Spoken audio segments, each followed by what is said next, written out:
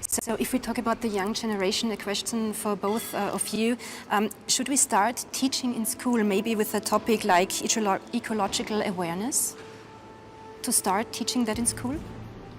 I mean, of course you could do that, but I think it would be better to include that aspect in all other subjects, so that we show that everything is connected. I am not a bigot. I am a good global citizen and believe all the socially acceptable things that the good grown-ups at the big banks tell the TV screens to tell me to believe. Welcome to the planet, my dears. Wipe your feet. Come on in. No more need for coats in your mother's den. What do you see as the biggest challenges in conservation? The growing human population. Because if where we are, there's nothing else. And do you have views about what should be done about that? Can't you guess? Then the doors burst open. The king and queen walk through.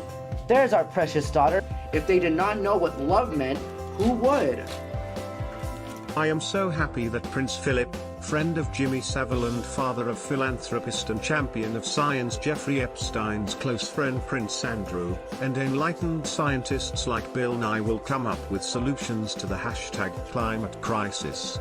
I believe when the TV tells me that science says the Earth is dying because of climate change, which is why I became a vegan activist, but I wish we knew how to stop it so poor Prince Philip and Greta can have their futures back. Growing population is a problem, but notice that the rate that the population is growing, human population is growing, is slowing down.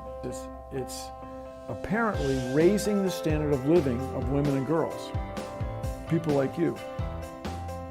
As women and girls get better educated, they have fewer kids, and the kids they do have more resources, so they're better taken care of and they are more successful. And I think that was the biggest aha to Bill and me when we got into this work, is we asked ourselves, of course, the same hard-nosed question you'd ask, which is, if you get into this work and you start to save these children, will women just keep overpopulating the world? And thank goodness the converse is absolutely true, because they don't do that. In this year's annual letter, Melinda and I take the toughest questions we get asked and give our answers.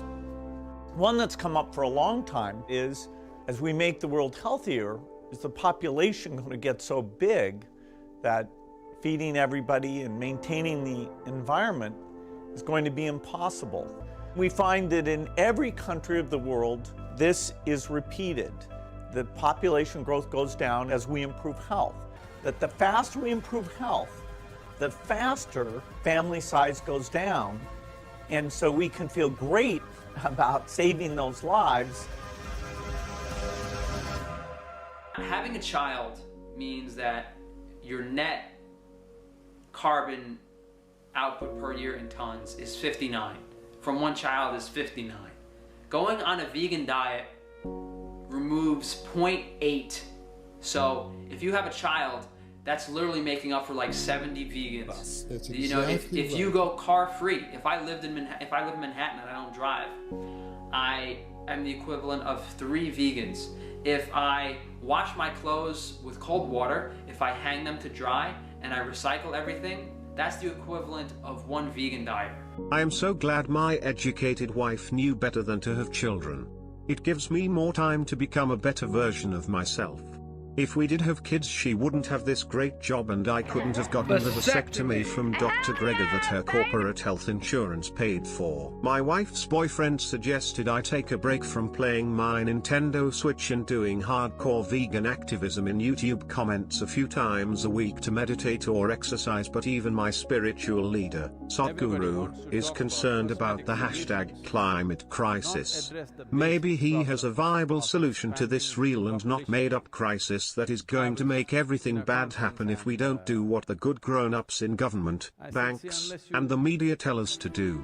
Unless you reduce the human footprint on the planet, there is no solution for anything. Then they ask me a brilliant question, how do you reduce the human footprint? I said, you have to reduce the number of feet. That's the only way. So, Right now, it doesn't matter what others think. All of you who are here and those of you who are hanging out with me, we can take it upon ourselves that we will not push the human population. You can have a dog. He promoted this on television, and he went around all the agricultural shows, and he had I mean, it was a one-man thing, and it had a tremendous effect. It reduced it from 3% to 1%.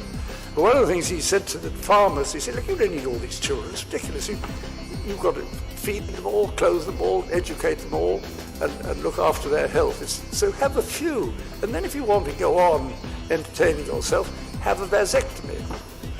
Oh, yes. Well, how do I do that? Well, I'll organize it for you. We'll have buses running into Bangkok on the King's birthday, very auspicious day. And you will go into, and he took over a whole lot of school halls and all that sort of thing. And he showed me a photograph of all these beds and everything, and people went in, and I said, but how did they take it? Well, he said they didn't like being seen to have the operation. Oh, I said, really, how do you do that? I had visions of, putting up. Oh, he said, it's quite simple, I blindfolded them.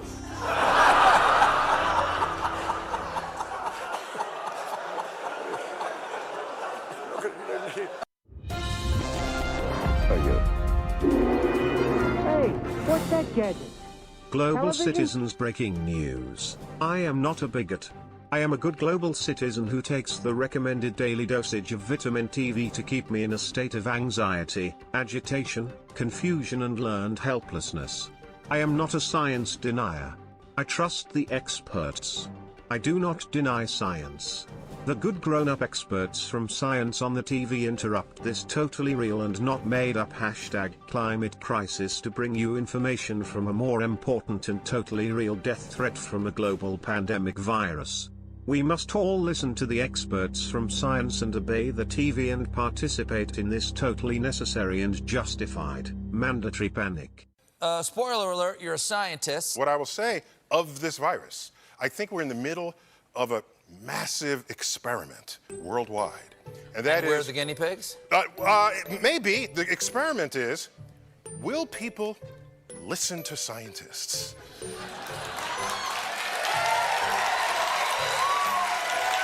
In this case, referring to medical professionals? Medical professionals. In this particular case? Say Anthony Fauci over at Allergy and Infectious Disease. For example, and are you washing your hands? And are you taking these precautions? These are warnings offered by scientists.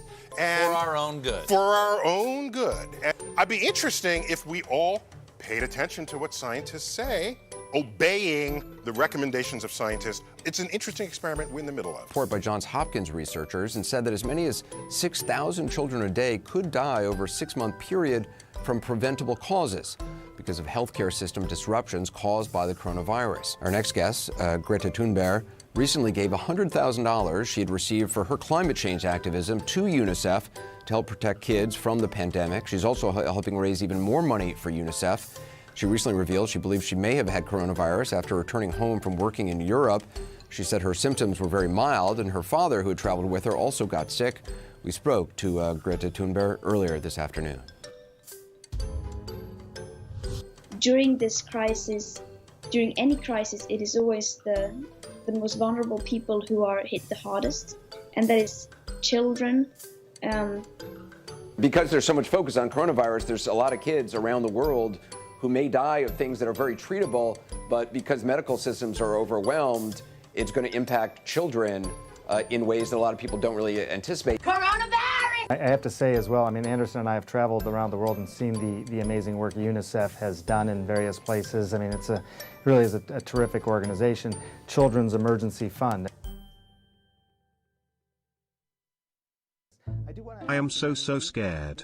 If the extra non-essential people don't all obey science and stop working, wear masks, obey social distancing guidelines from science, and stay home until the good grown-ups tell us it's safe again, everything bad will happen always and all the people will die.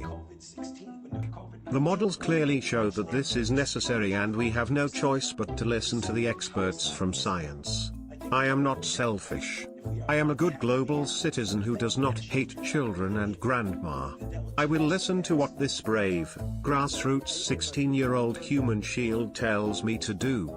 I am not a bigot. The science is settled. We must accept a new normal. My wife's boyfriend is an essential worker on the front lines. He is a university graduate and a department manager at Walmart and understands the science and the models. He assures me that this is the right thing for us non-essential people to do. Things I've seen you talk about online too is just how important it is to listen to experts and listen to science. And this is a time when, I was not a very good science student when I was in school, but this is a time it seems that, the global scientific community is so critically important, and we're really seeing just how important it is to follow science.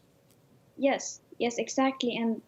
And I hope that we can see now the scientific community are stepping up, and they are speaking up more than they're done before, because obviously this is a crisis that require the scientific community to speak up. And I hope that people really, it feels like science is getting, the role of science is changing now. It's becoming more, people are starting to realize that we are actually depending on science and that we need to listen to scientists and experts. And I really hope that that stays, and that also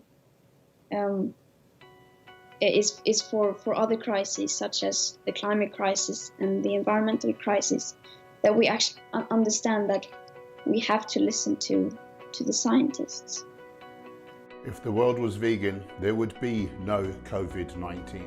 Up until 10,000 years ago, there were no epidemic diseases. What changed? We domesticated animals. How's it going? I hope you're being safe out there and in good health. And certainly, I hope you're having enough toilet paper at home. Corona emerged due to the consumption of meat. What can I do in the future to prevent this? Leave the meat off your plate. Don't buy any animal products, and don't consume anything that an animal died for, or has been raped for, or has been tortured for. You know what I'm saying? So in order to avoid a pandemic in the future, you might want to look into your current diet and see what consequences to have an animal on your plate might have on a global scale. And you're seeing it right now. This is a small taste. American philosopher John Rawls devised a thought experiment called the veil of ignorance. He suggested that when trying to determine a moral course of action on an issue that affects multiple people, we should make that decision from a veil of ignorance in regarding which person we will be. For instance, when designing a social policy that affects two different classes of people, one can imagine that once this policy has been designed, one will be placed somewhere in this society with an equal chance of ending up in either of the two classes. The idea is that placing oneself in a veil of ignorance when designing societies or social policies for that matter should result in a more fair and just society where everyone's interests are considered equally. The British government has now put restrictions in place to slow the spread of this virus. People in the UK are only allowed to leave their homes for specific reasons. This includes shopping for necessities, medical care, and travelling to and from work if it's absolutely necessary. Shops selling non-essential goods have been closed, as well as gyms, libraries, places of worship, and gatherings of more than 2 people have been banned. It's extremely important that these measures are enforced and that we practice social distancing, because potentially every one person can set in motion a chain of events that results in thousands of people being infected. Despite this, it seems that many people in the UK aren't taking this seriously, with photos emerging of packed tube stations and crowded parks. The mortality rates can be expected to increase over time if no countermeasures are put in place to flatten the curve, with hospitals becoming overrun with cases. Sure, if you ignore these guidelines, you may not ever see the victims of your actions, but I can't see how that's morally relevant. If I buy cow's cheese, directly affecting the supply and demand and causing more cows to be tortured and killed, I'll never see my victim, but I'm still morally responsible for their suffering and death. This is especially the case when we consider that the government have now told us extensively the risks of leaving home and not practicing good hygiene. We have now been told countless times that more people will die if we do not take this seriously. One argument is that going outside is going to give you a large amount of pleasure, and that you'll be missing out on something if you don't go outside. Perhaps as a social event you really want to go ahead, or you're just bored of social distancing. This is essentially the same argument that non-vegans use when trying to justify killing animals. If we don't think that we can justify killing non-humans on the basis of pleasure, then surely we can't justify killing humans on the basis of pleasure. I mean, come on, what next? Perhaps you also think that because lions don't self-isolate, humans shouldn't either. I think we all know that the behaviour of lions isn't an excuse for humans killing animals or humans. You may also think that Hitler self-isolated and he was a vegetarian. And while it's true that Hitler did self-isolate before his death, what Hitler did and didn't do is irrelevant to what we should do. To be fair though, if God wanted us to self-isolate, why would he give us legs? Another argument people may use is that the quicker we all get infected, the quicker we reach herd immunity. This of course is true if a virus can only infect you once, which we are not certain of when it comes to coronavirus. Wow. That is some of the most powerful science I've ever heard. I feel so helpless and afraid, but comforted that the science has a plan to fight this terrible real death threat from this pandemic. The essential workers at the hospitals need our help. We must stay home and implement a global lockdown until the good grown-up experts like philanthropist Jeffrey Epstein's close friend Bill Gates come up with a happy, safe, healthy injectable science medicine to make us immune and healthy. Luckily, this won't affect my vegan activism, which is done anonymously in social media comments. I just wish all the non-essential people would listen to us empowered science-affirming activists and stay home and eat plant-based kibble so we can win the battle against the invisible enemy. Toxic masculinity and science denial seem to be at the root of this problem. It seems like both the hashtag climate crisis and this pandemic can be remedied with the same medicine. A global totalitarian technocratic social control grid of government-enforced mandatory poverty, and a new normal that redefines old, outdated concepts like freedom, healthy diet, family, and masculinity. What do these 4 countries have in common? It's 2 things: Taiwan, New Zealand, Germany, Norway. All 4 of them reacted decisively to the coronavirus crisis.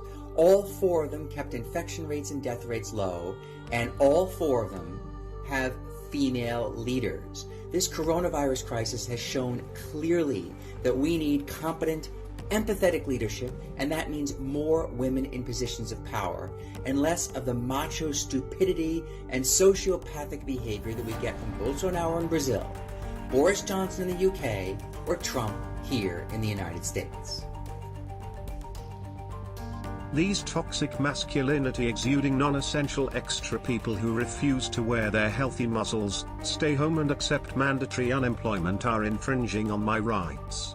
These science denier irresponsible non-essential people are the same bigots who wouldn't listen to the good grown-up philanthropists who tried to help them sterilize themselves and give up their non-essential rights to travel, eat meat, have jobs, own land, and reproduce in order to save our poor sick mommy Earth from all the toxic CO2 exhalations that the experts say the nasty extra people are off-gassing. The act of killing the animal wasn't the masculine trait back then.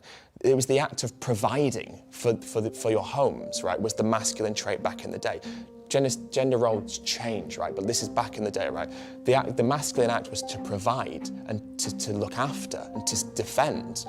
But we've conflated that with the masculine thing being aggressive, but also killing animals. And so you translate that feeling to a 2019 context, and you have people thinking, actually, to be manly means to eat meat, but actually to be manly doesn't mean to eat meat. It means to look after, right? My favorite vegan activist can help re-educate these ignorant science denial lockdown folks. They just need some inspirational speeches from positive male role models to teach them to accept the new normal. Earthling Ed can help them understand why masculinity is not about eating meat, or having unnecessary things like children, jobs, guns, testosterone, real animal foods, and rights. If only more men would be like Earthling Ed, we would not have viruses because people would not eat animals, or toxic masculinity because men would be comfortable with their lack of masculinity and redefinition of it. Getting women to find you attractive, and it's really grotesque when you watch these adverts and you simplify what's happening in these adverts and what's being reinforced to people, but it really, really works. Like, advertising is so powerful. So now you have this idea of that, and then as a vegan, I get accused of being a soy boy, right? And now I am a soy boy because I love soy. Like, that's fine. I drink soy milk, I eat tofu. But the idea is being a soy boy, you're feminizing yourself, right? Because there's phytoestrogens in soy products, which there is. This brave, stunning activist has me literally shaking with self-empowered, redefined masculinity and an unstoppable drive to stay home and stop this virus and the hashtag climate crisis by continuing my hero's journey of vegan activism in YouTube comments and on my anonymous Instagram profile. Real masculinity is not about having or providing for a family and children, producing and eating real animal foods, or having unnecessary testosterone and muscle and rights. Real masculinity is about using female emotional manipulation techniques to make people behave like you want them to. Thank you, Earthling Ed. I stand with you and you're not toxically masculine man bun, and proudly declare I am a soy boy because I love soy. Like, that's fine. I drink soy milk, I eat tofu. But the idea is being a soy boy, you're feminizing yourself, right? Because there's phytoestrogens in soy products, which there is. Like, you know, this idea that we have to reinforce these tropes of what it means to be a man. And so almost eating meat's a stamp of that dominance and authority, and is a reminder of kind of like more archaic and transgressive masculine traits and roles, which is interesting.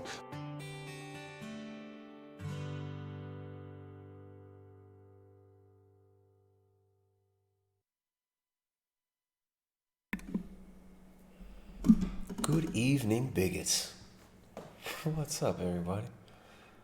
We already got some super chats. Del Bridge starting off that super chat cascade, starting off the great super chat competition. We'll read these super chats in a minute. Thanks, Del. Love and peace for sending them super chats. Got a bunch of people in the chat, a bunch of people jumping in, maybe some people jumping out, but mostly people jumping in. How's everyone doing? I got the Norwegian Noose.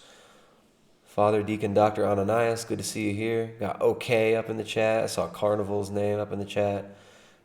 It's past your curfew time, Carnival. What are you doing? What's up, everybody? Did you guys hear? Meat's over, guys. It's all done. Meat is non-essential. Oh, no. Vandalism of vegan. You can send me some soy. Soy will be a great replacement for super chats. I mean, we know that soy is a great replacement for everything. Soy is a great replacement for life in general. And I would love some perfectly acceptable replacement soy. All right, we got all sorts of things to talk about today. We got a lot to cover. Let me hit these super chats real quick first. So we got Del Bridge. What's up, Del? Del was here in the last stream. I know sometimes Del's not able to make it, but he was able to make it to this one. Del, what's up, dude? Says, we're living in the Matrix. Too many Agent Smiths walking around, not enough Neo. We got Love and Peace sending $10 with a little, I think that's a pear. A little marching pear that says #1 fan. Thank you, Love and Peace, for the cute pear emoji thing. Del Bridge sends another $5, says the Contagion movie is predictive programming. The Rona is attached to Agenda 21/2030. So is postmodern veganism. I mean, isn't it funny? No matter what the crisis, no matter what the problem is, we know what the solution is. We already know. We know what the solution is. You got to stop eating meat. You got to stop having babies. You got to stop traveling and moving freely. You got to get locked in your homes. And we got to decrease the human population. Oh my goodness, wow. What a surprise. That's the solution to every problem we get fed through the philanthropists and the good grown-ups on the television. All right, but we are good global citizens. We're here snitching on our neighbors, just like the good global citizens. We're here wearing our muzzles. I don't see my muzzle. I forgot my muzzle, guys. Hope everybody's wearing their muzzles at home. We're here being good little global citizens who are just going to eat the kibble. Right? Because we don't need non-necessary things like testosterone and guns and freedom and families.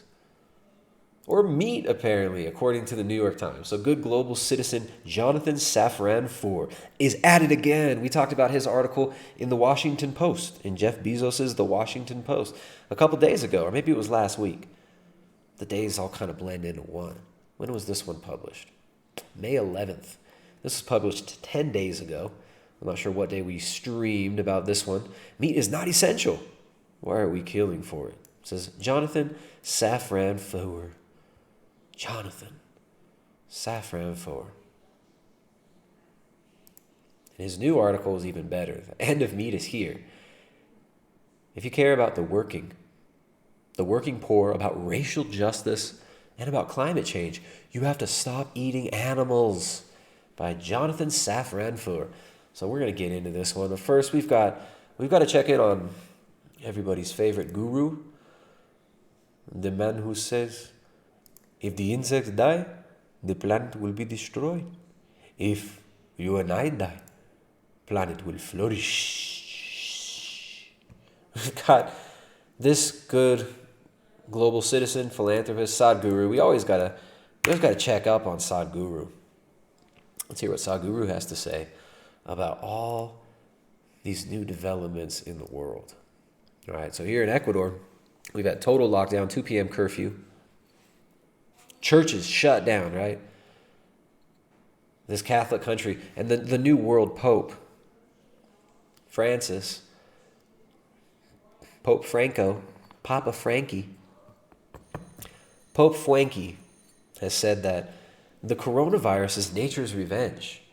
The quote from him was, mankind forgives, humans forgive, God forgives, but nature does not forgive. And perhaps this is nature's revenge, he said. He said coronavirus is nature, because humans are not natural anymore. Hi, everybody. Nature is mad. Nature sends the virus to take out the evil people, says Pope Frank. Isn't it funny? All these people's ideologies kind of flow into the same river, don't they? All these nihilistic humanists, all these Eastern mystics, all these atheists, Satanists. Isn't it funny how all their ideas seem to flow in and out of the same stream? Let's hear what Sadhguru's got to say. Many religious leaders are super insecure right now because if people learn to live without God and pretty well, this is going to be dangerous. This will be destruction of a major industry.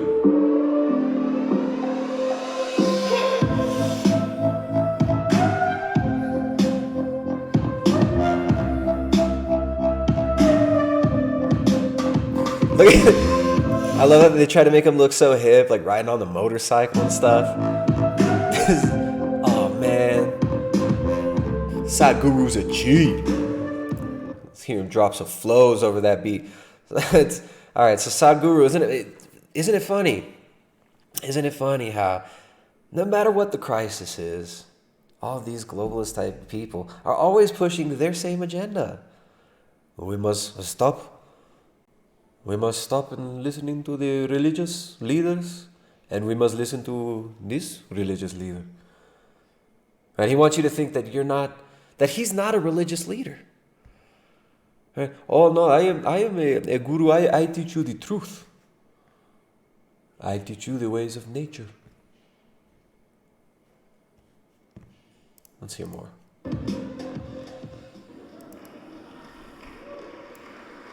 They always blow the fan on his beautiful beard as he smugly looks at him. Oh, all these other leaders are very scared, but Sadhguru is not very scared because Sadhguru is on all television in India. 6 weeks, if you can live without seeing your God, without communicating with Him, without asking for this or that or even daily bread, if it still happened, then you may get confidence to walk on your own, you know. Very dangerous for the industry. It's a major industry, you can't let it die like. See, they always puff up their audience with pride too. Right? You will learn to walk on your own and to think for yourself.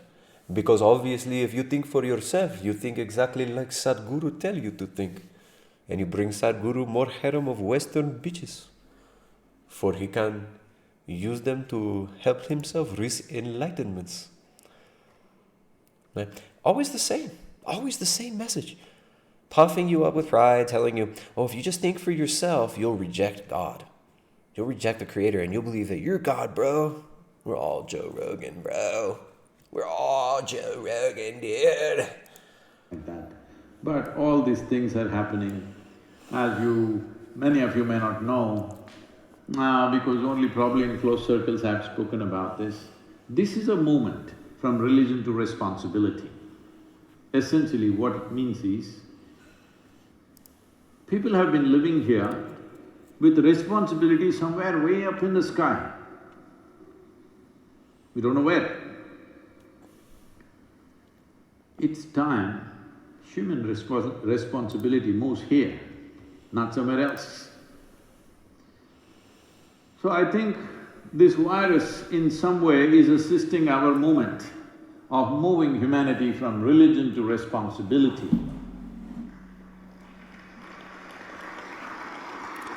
What does that even mean?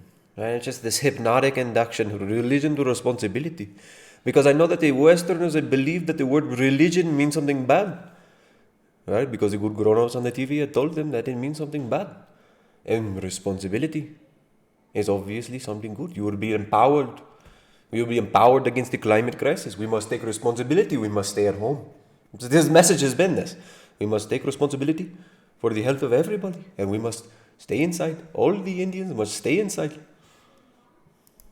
Right? Just giving this Luciferian theology. That you're, through your own responsibility, through your own will, through your own actions, that you're going to become gods. You're going to take control of evolution. The reins of evolution, you're going to become God. Always the same message in these New Age leaders. And we're going to talk a little bit about this later on. We're starting out with some Sadhguru because I just couldn't help it. I saw this clip, I see Father Deacon Dr. Ananias, the Norwegian Noose, in the chat. I actually sent you this one in Discord. Maybe you don't check the Discord DMs much, but I sent you this video, dude. Check out the next part. Check out where he goes with this. Of course, we all know where he's already going with this, or we already know where he's going with this, rather. It's always the same message. If religion is propagating some aspects of spiritual process for individual people, that is fine. Because every religion at some point started as a spiritual movement and then got organized, got super organized. Organized like Isha, which is Sadhguru's organized non-governmental organization. This dude has an NGO. This dude's got an NGO that goes around and plants trees to then displace native tribes who lived on that land so they can't live on it anymore in this giant scam that's propped up by the Indian government to plant trees to save the world from the climate crisis. Also, he pushes depopulation, all the other demonic agendas. Right? All these New Age leaders, it's always the same thing, right? And the playbook comes straight out of a book that Jay Dyer and I, we got to do a stream on this soon. That'll be a good one to have Jay on. Always look for an excuse to have Jay on again. We'll do The Changing Images of Man, Stanford Research Institute's book, The Changing Images of Man, which came out, I think it was 1978. But Joseph Campbell was actually involved in this document, in this book. And it was a think tank book coming out of Stanford Research Institute, which was getting a lot of government money in the 60s, doing stuff for MK Ultra and whatnot. Isn't that funny? And this book is all about how to change how man views himself. Changing images of man. Isn't that funny? It's because in Eastern Orthodoxy, we believe that man is made in the image and likeness of God. That's what we believe. Right? So man is made in the image and likeness of God. And this whole movement is about changing what you believe man is. Right? This is what the religion of scientism is all about. To change your vision of what you are. You weren't made in the image and likeness of God. You're just a piece of stardust. We're all stardust, says Neil deGrasse Tyson. You're cosmic pond scum. that evolved into animate life, which then evolved into rats and moles and shrews, and then they became monkeys, and then they became human beings. And then we're going to become transhumanists, right? And we're going to live forever. We're going to upload ourselves, our consciousness into the clouds, even though science can't define consciousness because it's not physical. You know, they say they want to change the image of man, the changing images of man, right? Dehumanizing man. And this is what Sadhguru, this is what Osho taught, this is what all these New Age gurus teach. This is what Sam Harris teaches. This is what Nature Boy teaches. And this is what Nature Boy for Neopagans spheres teaches. Hi, everybody.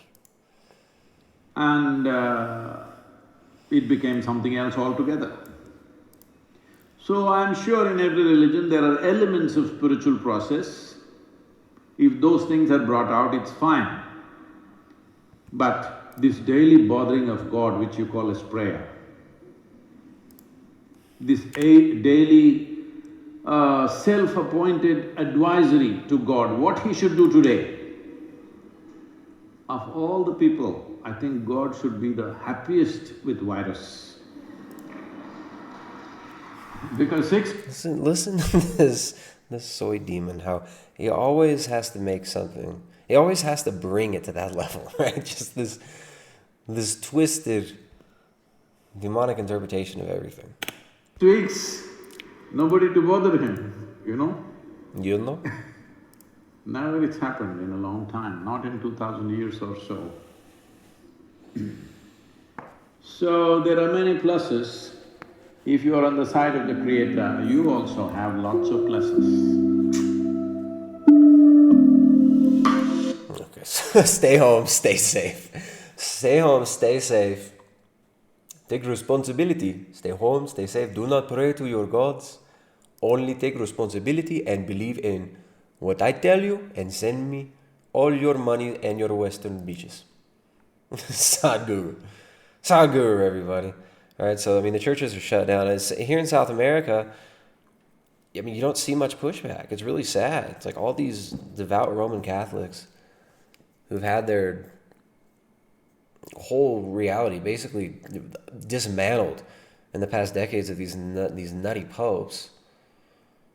I mean, the newest pope, who Time magazine called the New World Pope, is saying, oh, we need a universal basic income, right? We need international communism, universal basic income. And the virus is nature's revenge, nature's revenge. All right, well, in Montenegro, we've got clashes between the Serbian Orthodox Church and the government. And it seems the Orthodox Church in some of these countries, the Orthodox are the only people that are standing up against this in many of these countries, right? You had a bishop and 8 priests arrested in Montenegro. People were pissed. They were released. Police fired tear gas to disperse protests against arrests of Serbian priests.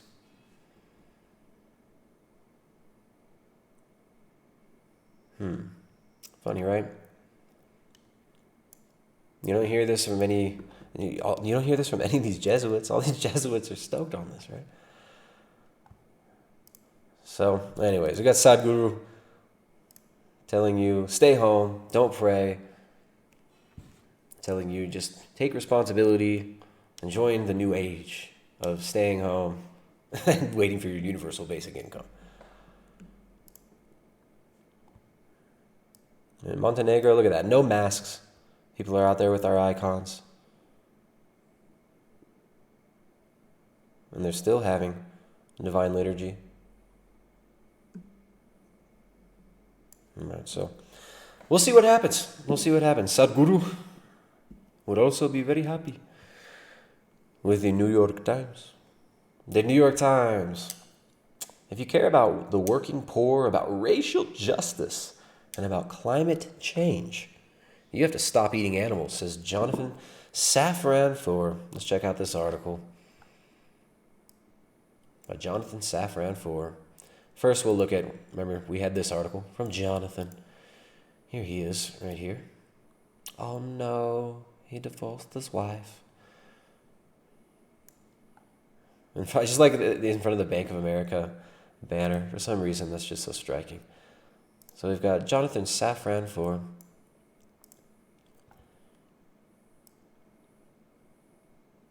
He was born in Washington, D.C. His father was a lawyer and the president of the American Antitrust Institute. His mother was an intellectual as well.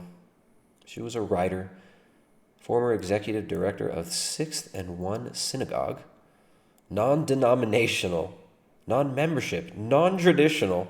Right, so this is basically like like the UN version of a synagogue. So it's like the UN version of this, the New World Synagogue, non-denominational. It's an ecumenical synagogue. All right, so he's the son of a lawyer, went to Georgetown, Princeton, traveled to Ukraine to expand his thesis. So going to the elite schools in the Eastern Seaboard. I think he went to Cornell as well. I don't know if he got a PhD or something. Occasional vegetarian for around the age of 10.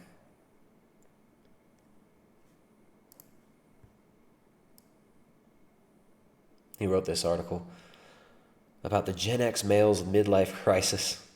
It's one of these new male. This is for the Atlantic, of course, writing for the Atlantic. New male Jonathan Foer. Here's him speaking at Google. We might watch some clips of this in a minute, but first let's check out his article for the New York Times. The New York Times got a picture of meat piled in a delivery truck in Manhattan on May 9th. Got a bunch of sheep in there. A bunch of lambs. Jonathan Safran Foer, May 21st, 2020, quote, "Is any panic more primitive than the one prompted by the thought of empty grocery store shelves? Is any relief more primitive than the one provided by comfort food? Most everyone has been doing more cooking these days, more documenting of the cooking, and more thinking about food in general. The combination of meat shortages and President Trump's decision to order slaughterhouses open, despite the protestations of endangered workers, has inspired many Americans to consider just how essential meat is." So again, this false narrative of, oh, these poor workers are being forced to go to work, right? You get a time with there's areas in the world, there's areas in the U.S. with ridiculously high unemployment rates. The unemployment rates in Los Angeles are over 40%, probably even higher now. So this dude's talking about, oh, poor people are being forced to go to work. None of these people are being forced to work there. These are people who volunteer to get paid to do this job. Nobody's forcing them. It's not like these people are being forced into slavery. But he always has to put this social justice angle on things, just like in his last article. Is it more essential than the lives of the working poor who labor to produce it? It seems so. An astonishing 6 out of 10 countries that the White House staff itself identified as coronavirus hotspots are home to the very slaughterhouses the president ordered open. I'm sorry, counties, not countries. So 10 counties are home to the hotspots of coronavirus that has a 0.03% death rate. And of course, anything is going to be used to push these people's agenda. And these vegan activists, like this dude, he might just be vegetarian. I don't even know if he's fully vegan. They will use anything as an excuse to push this agenda. In Sioux Falls, South Dakota, the Smithfield pork plant, which produces some 5% of the country's pork, is one of the largest hotspots in the nation. A Tyson plant in Perry, Iowa had 730 cases of the coronavirus, nearly 60% of its employees. At another Tyson plant in Waterloo, Iowa, there were 1,031 reported cases among about 2,800 workers. So I wonder what tests they're using. Are they using the same test that the president of Tanzania used to test a jackfruit, pawpaw, and a goat? And the pawpaw of fruit and the goat were positive? Is it these tests? Is it the same test that a study showed that had an 80% false positive rate? Is it that test? Is that the test they were using? I wonder. I wonder. Sick workers mean plants shut. Oh, and again, he just says they tested positive. Are these people asymptomatic? Are they asymptomatic positives? I would wager yes. So he's saying they're testing positive. He's not saying these people are sick. These people aren't dying. They're testing positive. We had a shopkeeper, a local shopkeeper here, test positive. Paid $130 for a test, was asymptomatic, and now is isolated from her children and her family because she was so stupid to go get the fake test that everybody here knows are contaminated already. These tests came from China, the ones we see in Ecuador. So who knows what they're using over there? All right, so these shitty tests, what are they even testing for? What are they testing for? But they're positive, okay? All right, sick workers mean plant shutdowns, which has led to a backlog of animals. Some farmers are injecting pregnant sows to cause abortions. Others are forced to euthanize their animals, often by gassing or shooting them. It's gotten bad enough that Senator Chuck Grassley, an Iowa Republican, has asked the Trump administration to provide mental health resources to hog farmers. These hog farmers are culling their herds. There's nowhere to process them. Smithfield is a Chinese company. Smithfield is a Chinese company owned by the Chinese government and Chinese billionaires. These huge plants, they can afford to shut down. They don't care. And guess what else? They're also, these big companies like Tyson are also invested in a very diverse array of other products that are more profitable than the meat they make. And they don't care about sacrificing the middle-class farmers who actually raise the food. In fact, they would love to get rid of them and further vertically integrate the system that they've already vertically integrated to a great extent in the U.S. We're going to get into this too. Let's get into the real. All right, so we just got a bunch of fear porn here in the beginning. Oh, meat is so bad. Meat is so bad. Look at this. Despite this grisly reality, the widespread reported effects of the factory farm industry on America's lands, communities, animals, and human health long before this pandemic hit, only around half of Americans say they are trying to reduce their meat consumption. Oh man, only half of Americans are even trying to stop eating meat. All those stupid, ignorant people, right? This dude in his like cavernous apartment in probably New York City. This dude who's never had to work a real job in his life. This dude who went and traveled the world after he graduated. Went and traveled after he graduated. This dude doesn't care. You think he really cares about these workers he was white knighting for? You think he really cares? Think he really cares about sacrificing all these farmers and destroying their way of life? Absolutely not. This dude's sitting cushy in his house. This dude's getting paid by the New York Times, by the Washington Post. He's getting Jeff Bezos money.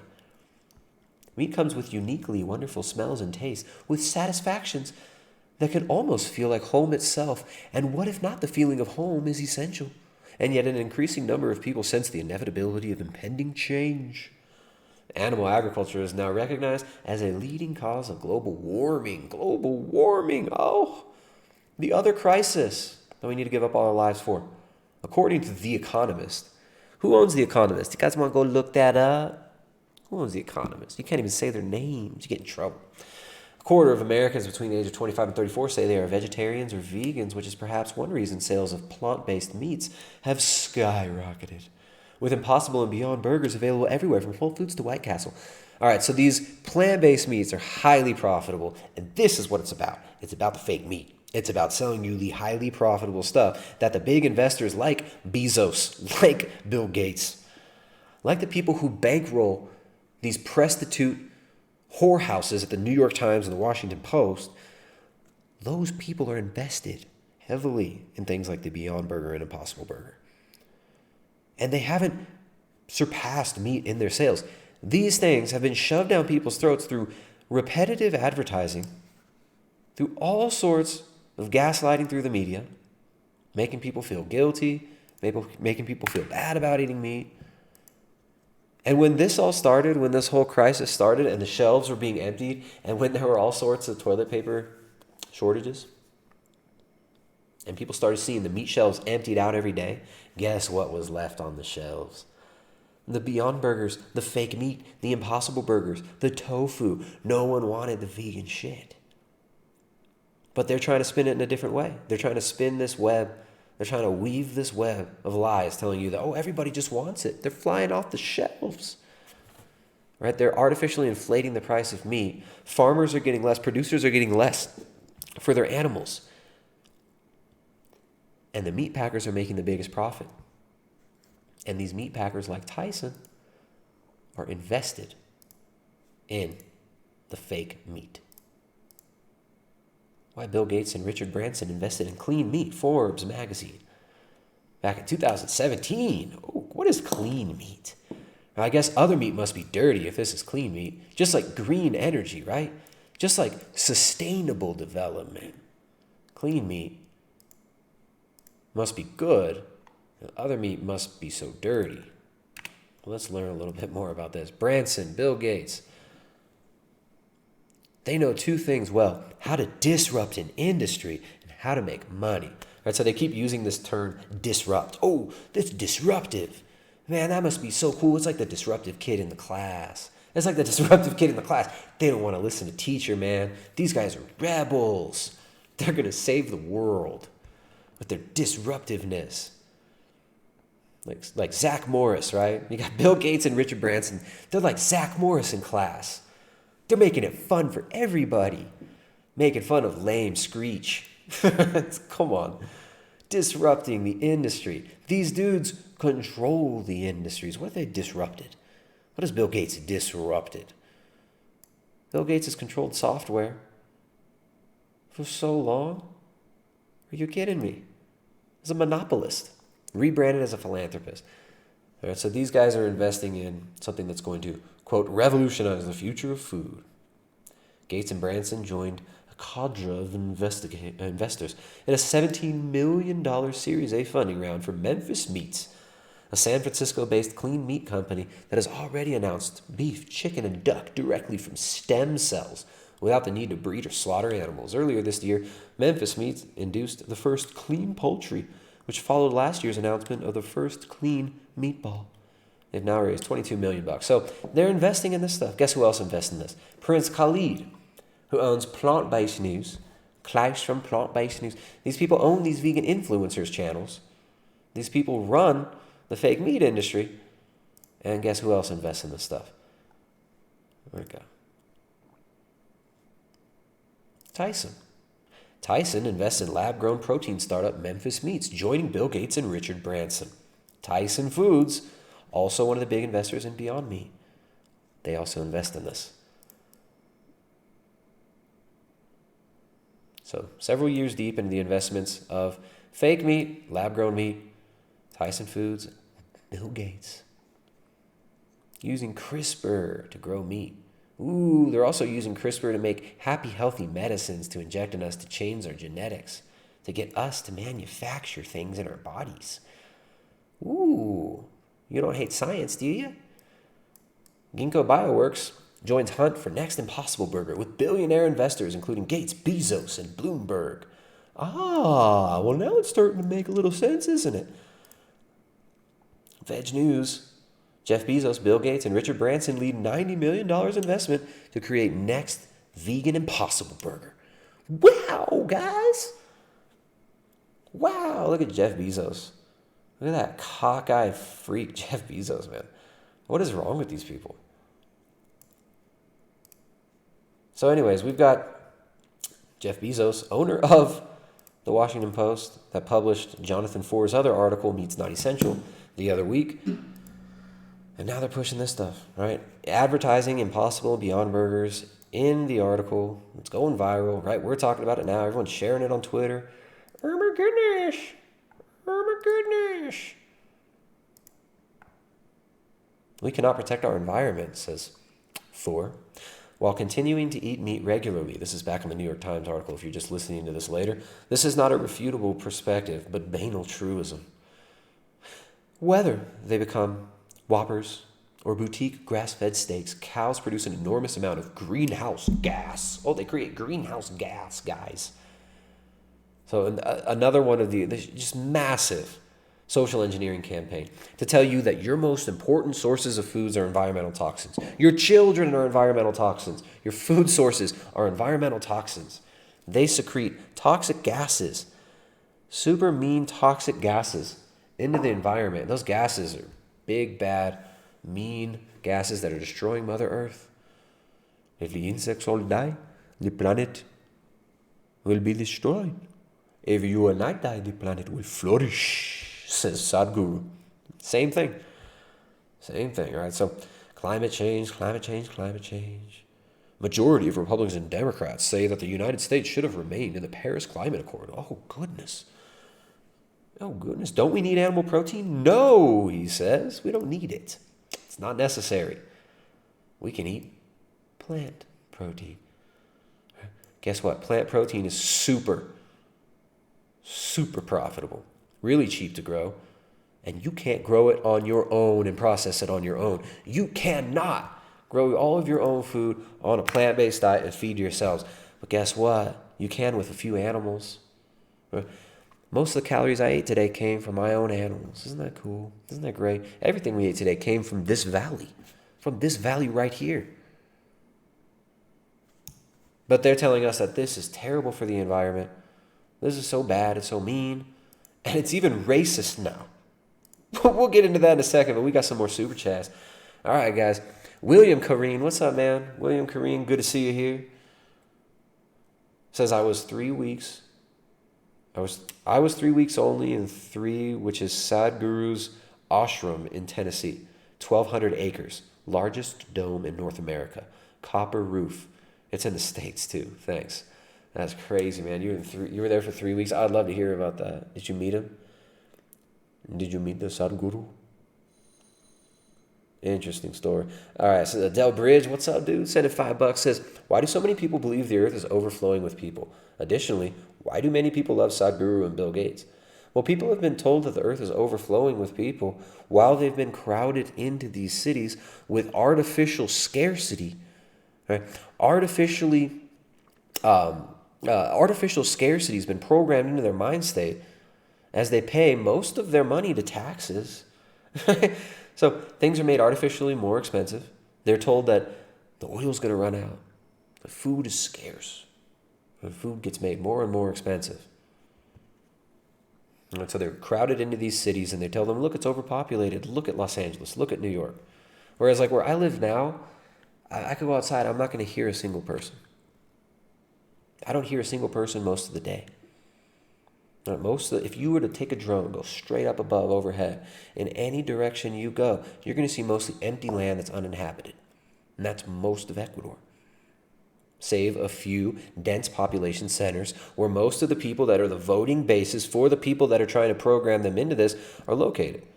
And those people get weaponized against themselves. They get fed a decadent culture that tells them that nihilism is true, that nothing matters, that we're all just beasts. So, I mean, that's what I would say. That's why, people get told this by academics. You've got major money getting pushed into this from, since the 1960s. The Rockefeller Population Council has been talking about this. Going all the way back to Malthus. Right, several hundred years ago. This stuff started coming out of the Royal Society. And this stuff has been pushed by aristocracy, by billionaire philanthropists who say, oh, the world's overpopulated. If we could just get those numbers down on all humans, we gotta flatten the curve on all the women in the West and in Africa and in India, because if we flatten the curves, those women will be infertile. And then we can implant them with infertility-inducing microchips that can be turned on and off by the good philanthropist grown-ups. And we just gotta flatten the curve on the population growth. They get in front of you and they tell you this stuff, and they do it with a smile. They do it dressed up like the pedo next door, right? Dressed up like Mr. Rogers. And those little baby blue sweaters. Oh, and I have really bad posture, so I couldn't hurt anybody because I'm always like really looking nervous, and I'm just like twisted little nerd. And they seem unassuming and they're not physically imposing. So it's like people are just, oh, this is just a nice little man who just wants to help me, right? This guy knows science. He has money. And these people worship money too. Sorry, this is a really long answer to a one-sentence question. All right, let's move on. Additionally, why do so many people love Sadhguru and Bill Gates? The same thing. People worship idols and illusion, and people have been fed nihilism. Right? Anybody interested in kind of looking a little bit deeper at the root issues that you're seeing here, I would highly suggest reading, let's do 2 books, right? Father Seraphim Rose, Nihilism, The Root of the Revolution of the Modern Age. I think it's the modern age. Father Seraphim Rose, Nihilism. If you look up that, find that book. Also, Father Seraphim Rose, Orthodoxy and the Religion of the Future. Right? He gives a very in-depth analysis of all of these phenomena we see playing out today, and he was way ahead of his time. We're talking about 1970-something that he published this book. I think it was 77 or 8. Very far ahead of his time. And there's stuff about the Eastern mysticism and all this stuff. Very, very good. So check out Father Seraphim Rose, Orthodoxy and the Religion of the Future. Thank you for the super chat, Del. I think you'll like those books. The Art of Truth and Love sends $20. What's up, The Art of Truth and Love? Always sending those non-essential dollars. There you go. Says, I share my stimulus with you, Tristan, because I love your work. Well, thank you. Appreciate that. I really appreciate that. And that money will go to the animals. It's going to go to the animals. No, it actually really is. That's what we put money into, is making the land here more suitable to be able to hold more animals so that we can feed ourselves and our community with it. So that's what we're about here. We're about real solutions, not this fake solution bullshit. Oh, just pay more taxes, lock yourself in your house. No, we've got to be growing our own food. We've got to be producing our own food. We got to be networking with neighbors. We got to get outside in the sun. You're not going to get healthy by wearing a muzzle, believing in the doctrines of demons, and giving your energy up to television all day, right? We got to get out there and work. We got to get out there and make real progress towards feeding ourselves and our families. All right, so Del Bridge, another super chat from Del Bridge. Where's that at? Says the most eye-opening movies are, oh, here we go, some good. I see some good ones in here already. All right, so we got Dark City. That's a good one. The acting was kind of shitty in there, though, right? Like, it was a great concept, but there's some parts of it that were just too corny. It's kind of hard to rewatch, but I would recommend watching it. The Matrix, Blade Runner 2049, yeah, for sure. Blade Runner 2049 is great. And the original Blade Runner also, very, very interesting. That shows exactly where they want to take this. Equilibrium, I've never seen Equilibrium. Harrison Burger Run, never seen that either. Cube, never watched that. I've seen Gleaming the Cube with Christian Slater. 1984, Gattaca. There's another one, right? The Eugenics Society. And remember in Gattaca, though, how everybody's being tested all the time, right? And he's having to constantly clean himself because he's trying to prove that he's somebody else so that he can go to space, right? And this like in a futuristic cosmonaut society based on eugenics, constant testing, genetics, and all that. And this is what we see being rolled out now. That's what we see being rolled out. So thanks, Del. Some good ones there. And then Brave New World. I'll throw in there. What about how was that? You say 1984. Brazil. That's a good one. You've got to put Brazil in there. That's a really good one. Minority Report. The Norwegian Noose. Another good one. Any books by Philip K. Dick. Like, if you guys like some of these sci-fi movies, read some Philip K. Dick books. Philip K. Dick, he was living in California among these Silicon Valley tripper elite type people, and he got super freaked out by what he saw. He got super freaked out by it. And he wrote some books, like, he wrote this book called The Penultimate Truth. Read that book. Everybody's kept in that book, in The Penultimate Truth, everybody's kept underground in the society, and they're afraid because there's like a war. Supposedly a war went on above ground, and it's so dangerous up there. Nobody can go up there. Everybody's got to live underground. Kind of like in, not Logan's Run, the first sci-fi movie that George Lucas made. What is it called? Jay and I did a whole stream on it. It's one of my favorite sci-fi movies. THX 1138. Kind of like THX 1138, where they're like underground, and then the end, they like pop up outside and they realize there's kind of a world above there. The Penultimate Truth is a very, very good Philip K. Dick book. So PKD had some really interesting books and perspectives. He was zonked out of his head too, though. Like, I'm not saying that you shouldn't look to Philip K. Dick to tell you what reality is all about, but his books were these very beautiful allegories for the technocratic, crazy social control grid that we see coming in now.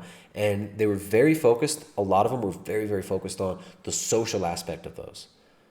Yeah, so check out the Penultimate Truth. There's like a 7-hour recording, you can listen to it. I'm going to listen to that one again. I read it back in the day. That everybody's kept underground. They think that they can't get above the ground because the world's so dangerous. Right? It's like we're locked at home. Wear your masks. Everybody's contaminated. Okay. So thank you for the super chat. Let's see. Is there another? I think that was the most recent one. Appreciate that. Oh, there we go. Hey, you started a cascade. You guys, thank you. There we go. Never complain about more super chats. Keep them coming, guys. We can do a super chat competition if you want. We could do a competition of who can do the biggest super chat. How about that? All right, Dickie Goodman, thanks a lot. Send $2.99 with a little bird pear with a thumb. These things are funny. Richard Kerr says, "Good day, Tris. You must be in Australia. He's sending those 10 Australian dollars. Good day, Tris. Love your family. Why are those Google balloons always hovering above your country and surrounding countries?" Thank you. That's a great question. I try not to think about that shit. But yeah, they're everywhere, man. Those things are all over. Those Google balloons are always all around Ecuador. They're helping. They're helping to give people their 4G connection or something. I don't know, man. I don't know what it is. But I'm not feeling it. I'm not into it. It's funny, you see a lot of weird satellites these days. Like if you watch the stars, which I rarely get to do anymore, because I heard the stars might transmit the virus, so I don't watch them anymore. But yeah, you see a lot of weird satellites these days, and you do see, if you look at the map, them Google balloons are everywhere. But thanks for reminding me, dude. Now you're making me all bummed about the dang Google satellites. I try not to think about these things. I just try to take care of my family, take care of the animals, and build what we're doing here. But yeah, man, there's a lot of things going on that I'm not into. Thank you for the super chat.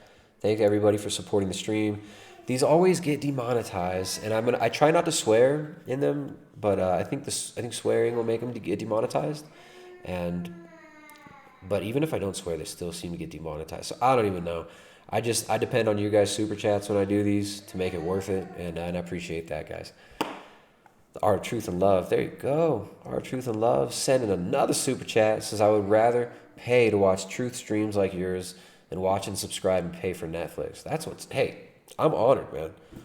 I mean, you would rather watch me than watch the Obama curated Netflix? How honored I am, right? And thank you for the support. I really appreciate all the support that everybody here gives. You guys make it worth it to come up here, jibber jabber late into the night when I should be asleep. Dickie Goodman's my senator in California is sending emails encouraging people to use the tracking app. Yeah, there you go. The tracking app. You guys see the new update on iPhone. The new update on iPhones. New update is going to track you for your government, for the good government. You guys hear Ryder? Ryder's pissed. Ryder's not feeling it. All right. So, back to the task at hand. So the New York Times article. Do we really even need to read anymore? Let's figure out where he talks about it being racist. It's so bad because it's racist. Perhaps more than any other comfort food. Perhaps more than any other food, meat inspires both comfort and discomfort. That can make it difficult to act on what we know and want. Can we really displace meat from the center of our plates? This is the question that brings us to the threshold of the impossible. Ooh, double entendre. Clever writer. That's that. Was it Princeton? Where did he go? He didn't go to Princeton. Was it Princeton? He's got skills. On the other side is the inevitable. With the horror of pandemic pressing from behind and the new questioning of what is essential, we can now see the door that was always there, as in a dream where our homes have rooms unknown to our waking selves. We can sense there is a better way of eating, a life closer to our values. On the other side is not something new, but something that calls from the past. A world in which farmers were not myths, tortured bodies were not food, and the planet was not the bill at the end of the meal. One meal in front of the other. It's time to cross the threshold. On the other side is home. and his call to arms against eating meat. What a dork. What a pathetic article, right? What are you even talking about? We've eaten meat for thousands of years. What are you talking about here, dude? In the distant past. Are you talking about this like Seventh-day Adventist style, we're going to go back to the Garden of Eden and we're going to get enlightenment through not eating meat type of stuff? What a freaking dork. Let's go back. We skipped a lot. I should have read the whole thing. A 2015 study found that a vegetarian diet is $750 a year cheaper than a meat-based diet. People of color disproportionately self-identify as vegetarian and disproportionately are victims of factory farming's brutality. There you go. So that's how it's racist. The slaughterhouse employees currently being put at risk to satisfy our taste for meat are overwhelmingly brown and black, suggesting that a cheaper, healthier, less exploitative way of farming is elitist, is in fact a piece of industry propaganda. Shut yo soy stenchy mouth, dude. What are you talking about? Guess who grows the soy? Guess who grows that soy? Debt slaves in South America. Debt slaves in Brazil and Argentina and Chile, where they have repressive puppet governments propped up by the Western big money interests, by IMF, who gives them the loans so that they can industrialize their food system, so that they can grow your soy, your corn, and extract that using very, very destructive processes that require all sorts of machinery, that require mined minerals that are also mined by the debt slaves in South America and Africa to feed you decadent, brainwashed, prideful Westerners who think that you're somehow saving the planet by starving yourself slowly. What a freaking joke. What a joke. Right? So while countries like Ecuador get destroyed by these economic measures, by events like we see happening now in the world, where people in the third world are going to be made more and more poor, where all the small middle-class businesses in places like Ecuador are getting destroyed. The restaurants are gone. The restaurants are gone, and that was one of the biggest industries in Ecuador, the service economy, tourism, restaurants, gone. Gone. They can't come back. They can't come back. You know why? Because they have to have the most ridiculous practices to come and open up again. They got to have plastic everywhere. They got to bleach everything and spray toxic chemicals all over everything. They're not allowed to interact with their customers. They say interact with your customers as little as possible. They have to take temperature checks of their customers. They have to take temperature checks of their employees twice a day. They have to buy tests for their employees for COVID. The test costs $120 to $130 depending who you get it from in this country. They can't open. Right? So these people are going to be made more poor. They're going to be made more vulnerable to the exploitation of these transnational corporations who are frothing at the mouth to get in there and put them to work growing soy and corn so that you decadent, proud, upper-class Manhattan Westerners can promote plant-based diets, pat yourself on the back for eating your kibble and for pushing that on the rest of the world, and tell yourself you're saving the planet because the TV told you so. Because the TV said so. This is upsetting. Right? This guy comes over here white knighting for the browns and the blacks, he calls them, the brown and black people. When really, the policies he's pushing for will bring about the total destruction of these people. The destruction of these people.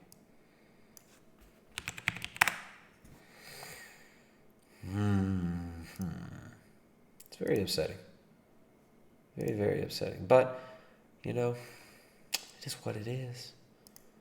This is how it goes. We've been talking about this for a long time. And we knew it was going here. And this is how it's been for a long time. This is why Chile and Argentina are constantly being destabilized.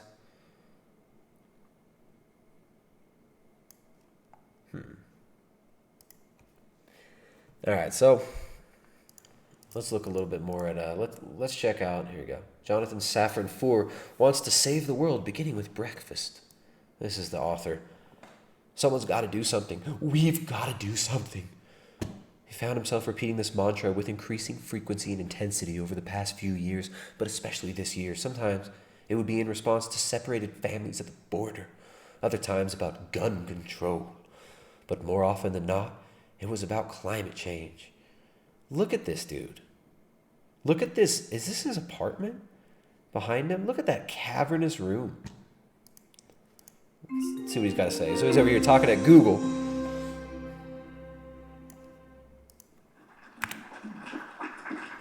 Thank you. How's everybody doing?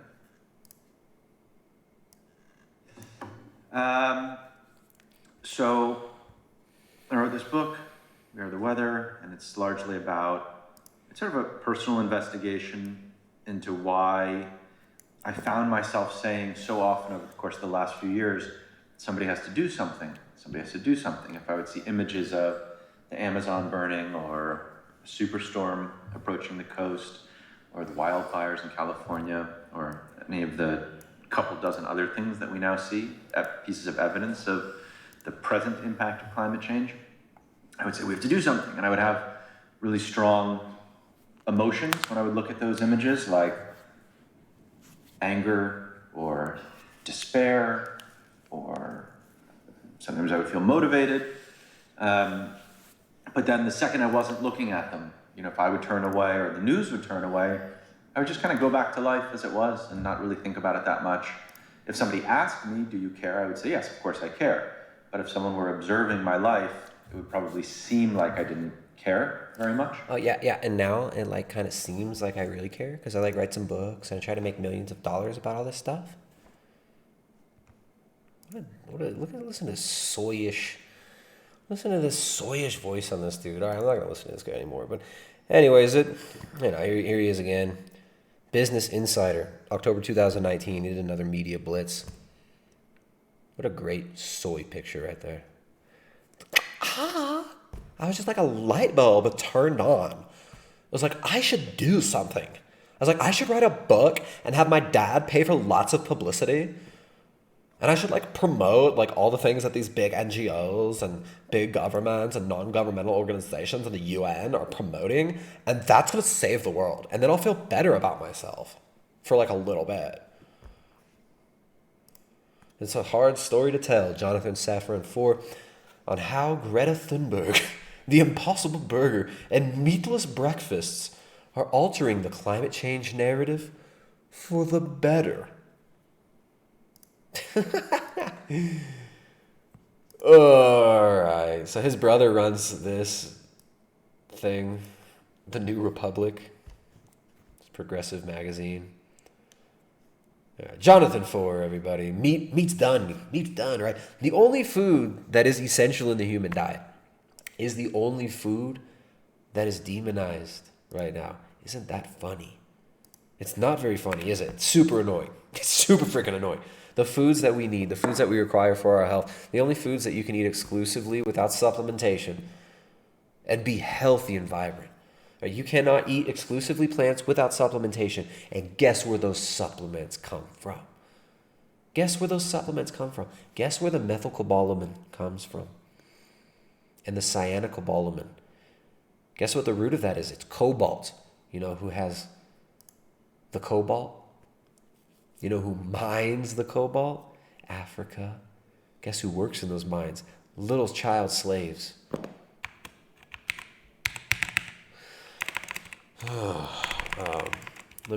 I should have had this one pulled up already. I didn't know we were going to go here.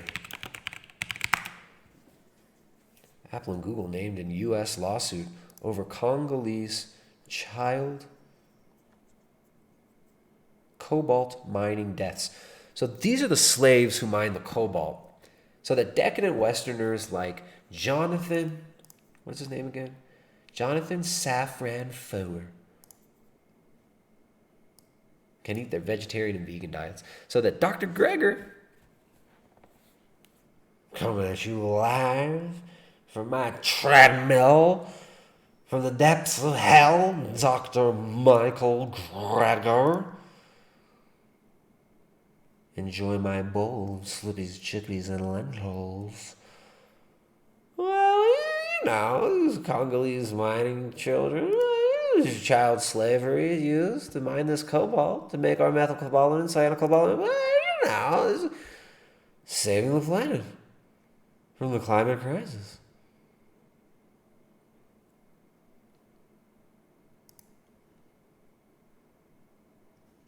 Well, Mike the vegan, vegan gains.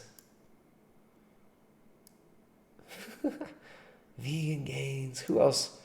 I mean, you even had Prince Harry and Angela, what was it? Prince Harry and Meghan Markle promoting plant-based diet. All these decadent Westerners making it a virtuous thing to starve themselves. Well, this is what they're promoting. Dr. Greger coming at you live from his treadmill. Does it tell you about this? From his treadmill, Tesla, Microsoft, Dell, all use this. This cobalt is mined by child slaves in Africa. Guess where lithium comes from? Places like Bolivia, where US-backed coups massacre indigenous people, destroy them, so that this stuff can be harvested and mined. All right, so calm down, Tristan. Calm down. We got some more super chats here. Let's see. We got Drew sending $7.99 Australians. It's the morning over there, right? When it's evening here, it's morning over there. So good morning over there in Australia. Probably got some Aussies tuning in.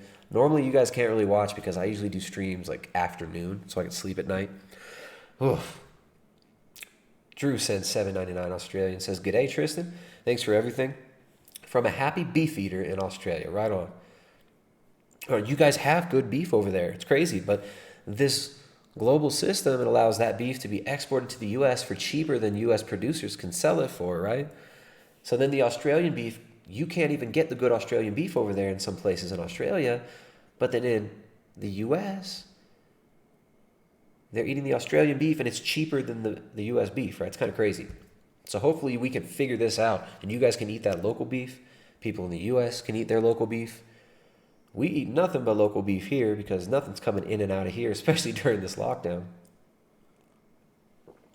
All right. Tanks, I like to pie, says, for $9.99, thanks for the super chat. Says, "Keep up the good work. This makes me ill. What can we do to help stop this pathetic nonsense and keep the real word out about nutrition and everything regarding animal products? You can support your local ranchers. You can produce your own food, right? Even if you live in the suburbs, right? There are dudes, like Carnivore was talking about in one of his videos. He knew these dudes up in Chicago, and they were doing guerrilla farming, just throwing squash seeds in empty fields, on empty lots. Right? You can do guerrilla farming in cities. You can produce your own eggs at home. You can have chickens on a small area. You can have goats. You can have sheep, depending on where you live. You could even think about leaving the cities, right? Moving to the country.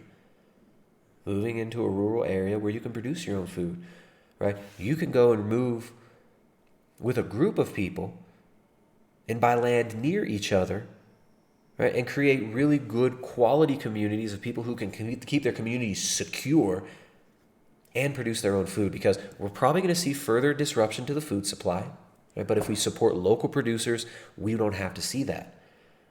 Right? Like here, the food's all locally produced. All right, all the important food, staple foods are here. All right, we're an exporting nation in Ecuador.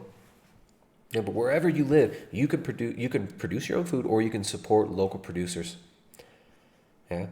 So the answer is not, oh, if we just ask the big corporations to give us good food and to stop ripping us off, that's not going to happen. The answer is not, oh, Trump's in there, just trust the plan. He's going to arrest all the pedos. Get on the train with us. Queues waiting at the end of the train.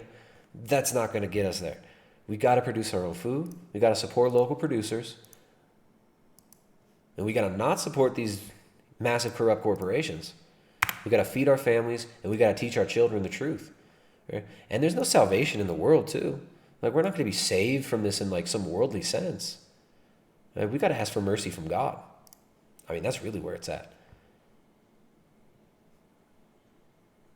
So that's what's up. Thank you so much for the support. Thanks for the super chat. I mean, as far as like, what can you do to help spread the word on this stuff? You can live, right? Live, be healthy, feed yourself, feed your family. Let yourself and your kids be an example to the world. Right? I mean, our friends and family, they see our kids, they see how awesome they are, they see how well behaved they are, they see how healthy they are, and they start asking questions, and then we get to share. You don't have to shove it down people's throat.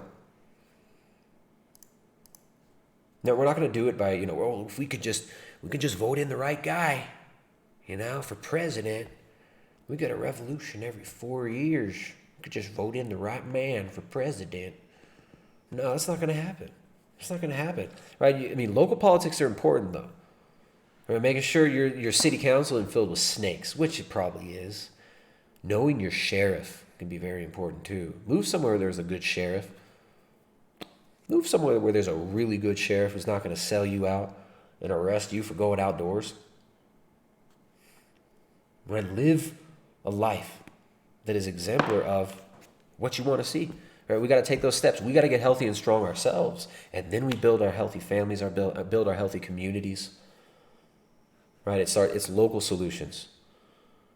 They give us fake global problems to screw up our local situation. So I just had a fly almost fly in my ear. It's local solutions. It's up to us. All right, so thank you so much for the super chat. Thanks for the support. We can use all the support we can get here. Am I going? Oh, I'm still here. All right, I was chatting with YouTube today because on the last stream, you can't even see the chat. Like the live chat, the chat replay, it's not even there. People wanted to see the chat replay, and it's gone. Super weird. All right, so I'm chatting with YouTube. I'm trying to ask him, like, what's going on here? Why can't we see the chat? And he says, oh, well, maybe in 24 to 48 hours it'll come back. And I don't know. We'll see what happens. But anyways, I was asking him about that. And then I was like, hey, how about unshadow banning my channel, which was getting 2,000 to 3,000 new subscribers every single month up until about September, October last year, when suddenly it was down 300 subscribers every month. And it hasn't grown at all since then.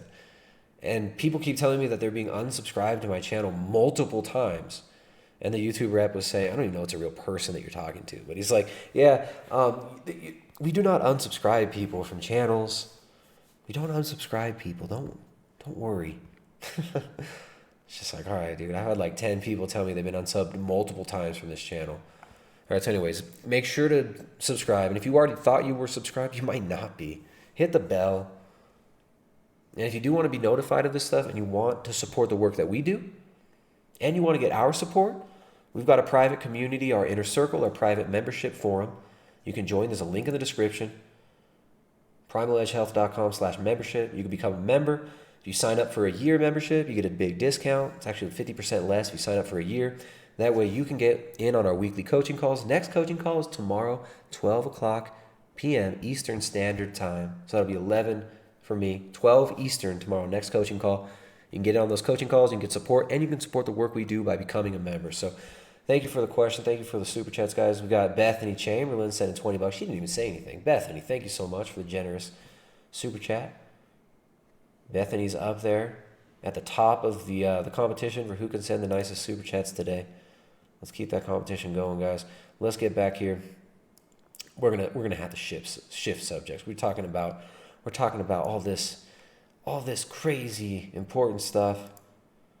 Let's talk about just some crazy self-important people instead. Let's talk about the vegans. So we talked about vegan activists, right? The farm sanctuaries, Joey Carbstrong's sanctuary. It needs your money, guys. Those farm sanctuaries, they need your help, right? The petting zoos for vegans, where they charge vegans $20 to go over there. And feel up on these animals that are living in far from optimal conditions, right? These little sanctuaries, they'll have like one sheep and one goat and a few chickens and a cow. And it's just like some purple-haired lesbian with a buzz cut and Gary Yourofsky that like live there, and they just want to live around a bunch of animals that they can molest all day. It's really, this is what these animal sanctuaries are. We talked about Joey Carbs from the animal sanctuaries. These vegan activists, they have it so hard, you guys, because it's in this hard time right now. They can't go and do their disruptions, right? All the restaurants are closed everywhere. How are they going to go do their disruptions with social distancing? How are they going to go ruin your steak dinner? How are they going to bust into Starbucks and yell at people for being murderers and having lattes? How are they going to do this? They're trying to cope. They're having a really hard time.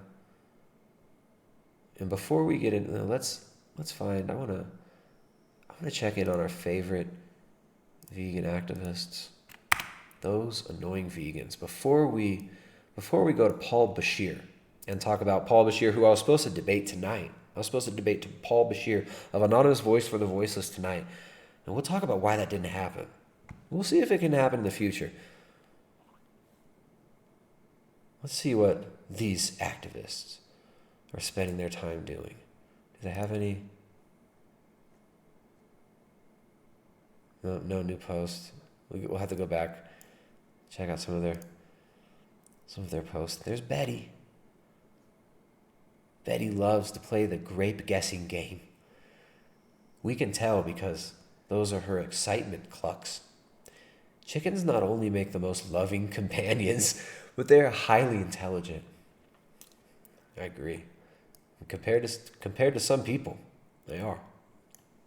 I'm not going to say any more, but in this video, you can see that Petunia is actually guessing and reasoning. She tends to favor a particular hand, depending on which hand held the grape before, which means she picks up on the patterns. If the grape is not in that hand, she chooses the other, which means she uses deductive reasoning. Be like a chicken and use your deductive reasoning. Stop eating chicken corpses. Stop eating chicken corpses. You know that chickens eat chicken corpses, right? Those annoying vegans. You know that chickens eat bugs and meat and animals, right? And that chickens that are vegetarian fed are super unhealthy. Like this dying looking shell of a chicken that you have in your home. Let's see what, look, they're in their studio. They even have, check out they got the egg crate stuff so they can record these videos. This is like Petunia's little studio. Let's see what Petunia has to say. She's highly intelligent, you guys. Oh, where is it? Good job! Yes! Where is it? Uh-oh. Where is it? Yay! Good girl, Petunia. Good girl, Petunia. Good job!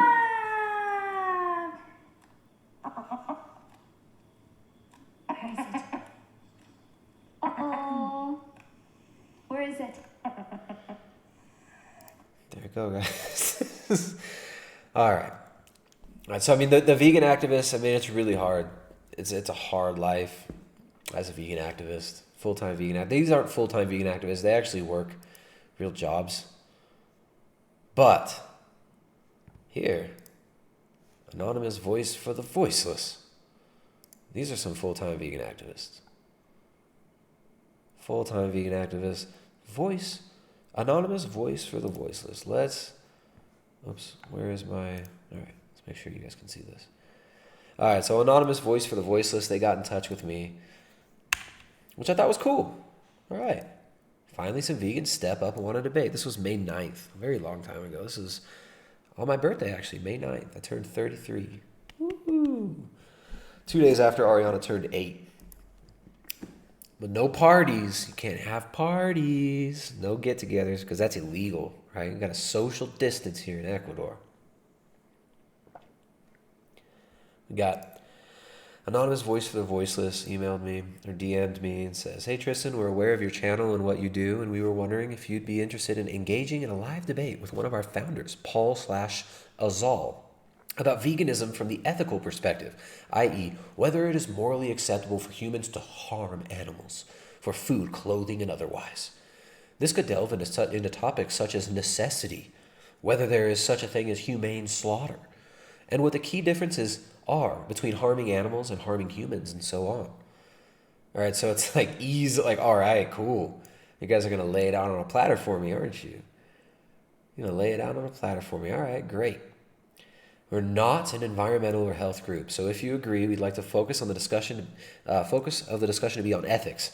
We notice that you follow us, so we assume you know about us and what we do already. If you would be interested in debating us, please let us know, and we'd love to set this up. So I said, yeah, great. Let's set up a conversation. Can you do this week? And basically just let's get them on as soon as possible before they wuss out, right? Okay, thanks for replying. We're going to look at Paul Asal's schedules, and we will be back to you when we know. They are Melbourne time zones, so it may be at a slightly awkward time for either party, but we will do our best to find a suitable time. All right, so it's not even them who run it. Like, they have PAs who do this. All right, so Paul, I didn't realize I'd seen Paul Bashir's channel, so here's Paul Bashir. This is his YouTube channel. Let's go to his about. Let's see, his links, anonymous voice for the voiceless. Or anonymous for the voiceless. It used to be voice for the voiceless. This is his group. They wear the Guy Fawkes masks that were popularized by V for Vendetta, by that film. But the Guy Fawkes thing, this is actually a really interesting part of history that I think a lot of people should look into. Guy Fawkes, the fall guy. The gunpowder plot and all this. Very, very interesting. A lot of different opinions and theories on what was really going on there. So anyways, this is, I don't think that's Paul Bashir. I don't know who that is. That might be the Asal, the other lady. They do the cube of truth. What is the cube of truth? So the cube of truth. The cube of truth. They wear masks. They stand around and they have screens showing footage of Earthlings or Dominion. They show slaughterhouse porn, and then some people come up, and there's usually like one person that's not wearing a mask that is allowed to talk to people.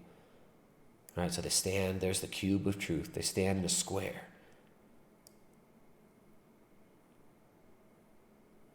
Paul Bashir, here's a quote from Paul.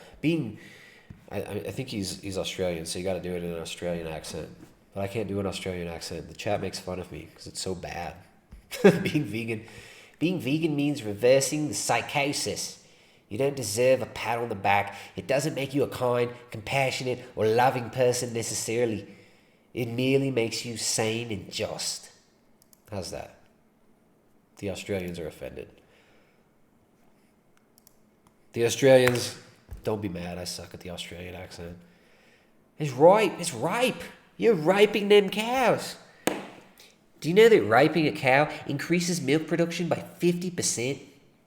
You know if you don't rape a cow, its milk production decreases by 5% every day.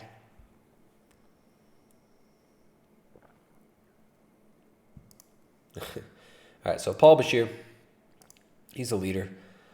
All right, cool. All right, I'll get to talk to this dude. Let's do a debate. I've been trying to get Joey Carbstrong to come on. He's a coward. That dude blocked me on Instagram. He got all butthurt at me because I tagged him in something.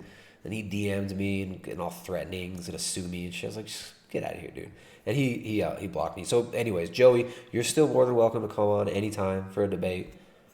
Paul, you're still willing. You're still able to come on. I'm still willing to have you on anytime. All right, so they said, hey, Tristan, Asal should be free to do this debate with you on either May 20th or 21st, 7 p.m. your time. Do either of those times work? So I tell them, yes, it works. And I said, and is Paul available sometime? Because that's the one I could find. I didn't know who Asal was. I guess it's his girlfriend is what I later heard. And is Paul available sometime? Maybe both could come on together. I'm familiar with Paul, but we'll have to look up Asal. And then they took another day to get back to me. Cool, we've passed this on. We have said it would be good if Paul can join also, or whether Paul would want to do a separate one. But we will be back to you soon to confirm date and who it will be. All right, sounds good. 2 days later, hey, Tristan, so Paul will actually take the debate with you rather than Asal. The way he would like it done, if you're interested, is in the style that we operate as AV, which is footage-based. So what Paul wants to do is to broadcast over the stream with you the footage we play of standard animal ag practices and discuss the ethics of farming and slaughtering animals for food, etc., along with the footage. what do you think to this idea? Okay, so they want to come on my channel and do the cube of truth. They want to come on the channel and do the cube of truth. Man. All right, so that at this point, I'm like, what I'm thinking is, first of all, you asked me to do a debate, and then now you're giving me terms of how we have to format this, and you get to come on and play Slaughterhouse porn on my channel and possibly get me, of course I'll be demonetized, I'm always demonetized, but you might even get me deplatformed. So it's like, what are you doing? What do you really want to do here? All right, so I said, very nicely, I responded, he can come on and talk about whatever he'd like, we can debate and converse, but I'm not going to broadcast Slaughterhouse footage that will get me demonetized and possibly deplatformed. He is more than welcome to direct my viewers to his channel or whatever resources he wants them to share, but I'm here for a conversation with a real person. I announced the chat to my audiences. Hopefully he doesn't back out. Was looking forward to a nice convo. All right, so then no response. Thursday. Monday, I get back to them. I'm like, all right, what's up with this? I really want to see if this debate's going to happen. I'm trying to set my schedule for the week. Do I schedule this debate for Thursday? Do I need to keep my schedule open? Or do I do like a solo stream? Well, here I am, obviously, on a solo stream. So you can guess that Paul didn't come. So I said, good morning, is Paul coming Thursday? And then Paul responded in a voice message. Now, Paul, who had his assistants doing this, right? This guy is a full-time activist, and he's got a team of assistants, so he doesn't have to spend time talking to the unwashed masses. I was lucky enough to get a message from the actual Paul himself. So here's what Paul says. After the assistants try to move them goalposts for him, here's what he says. Hey man, this is Paul here. I thought I'd jump in and respond. I thought it would be apt for me to reply to your last message. Usually the team handles the DMs.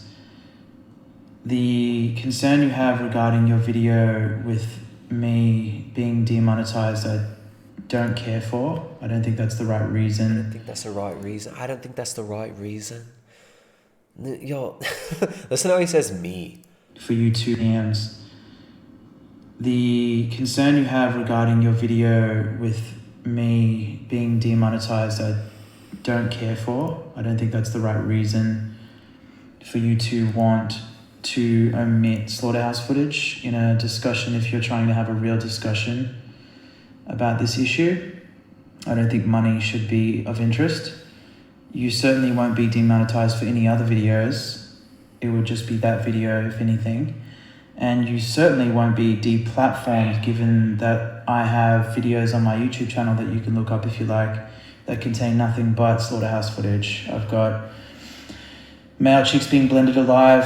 The video just contains that. That video hasn't been pulled and neither has my channel. I've got pigs being murdered through gas. So that's the end of the 1 minute message because it cuts him off. This guy can't even go 1 minute without explaining. I've got male chicks being slaughtered alive, male chicks being blended. All right, so then here's the next message. You couldn't even get 1 minute without describing the slaughterhouse porn. How sick are these people? Gas chambers, murdered in gas chambers. That's how the message starts. This is how his message starts to me. Gas chambers. Let's go back. Gas chambers, murdered in gas chambers, and the gas chamber footage goes for an hour.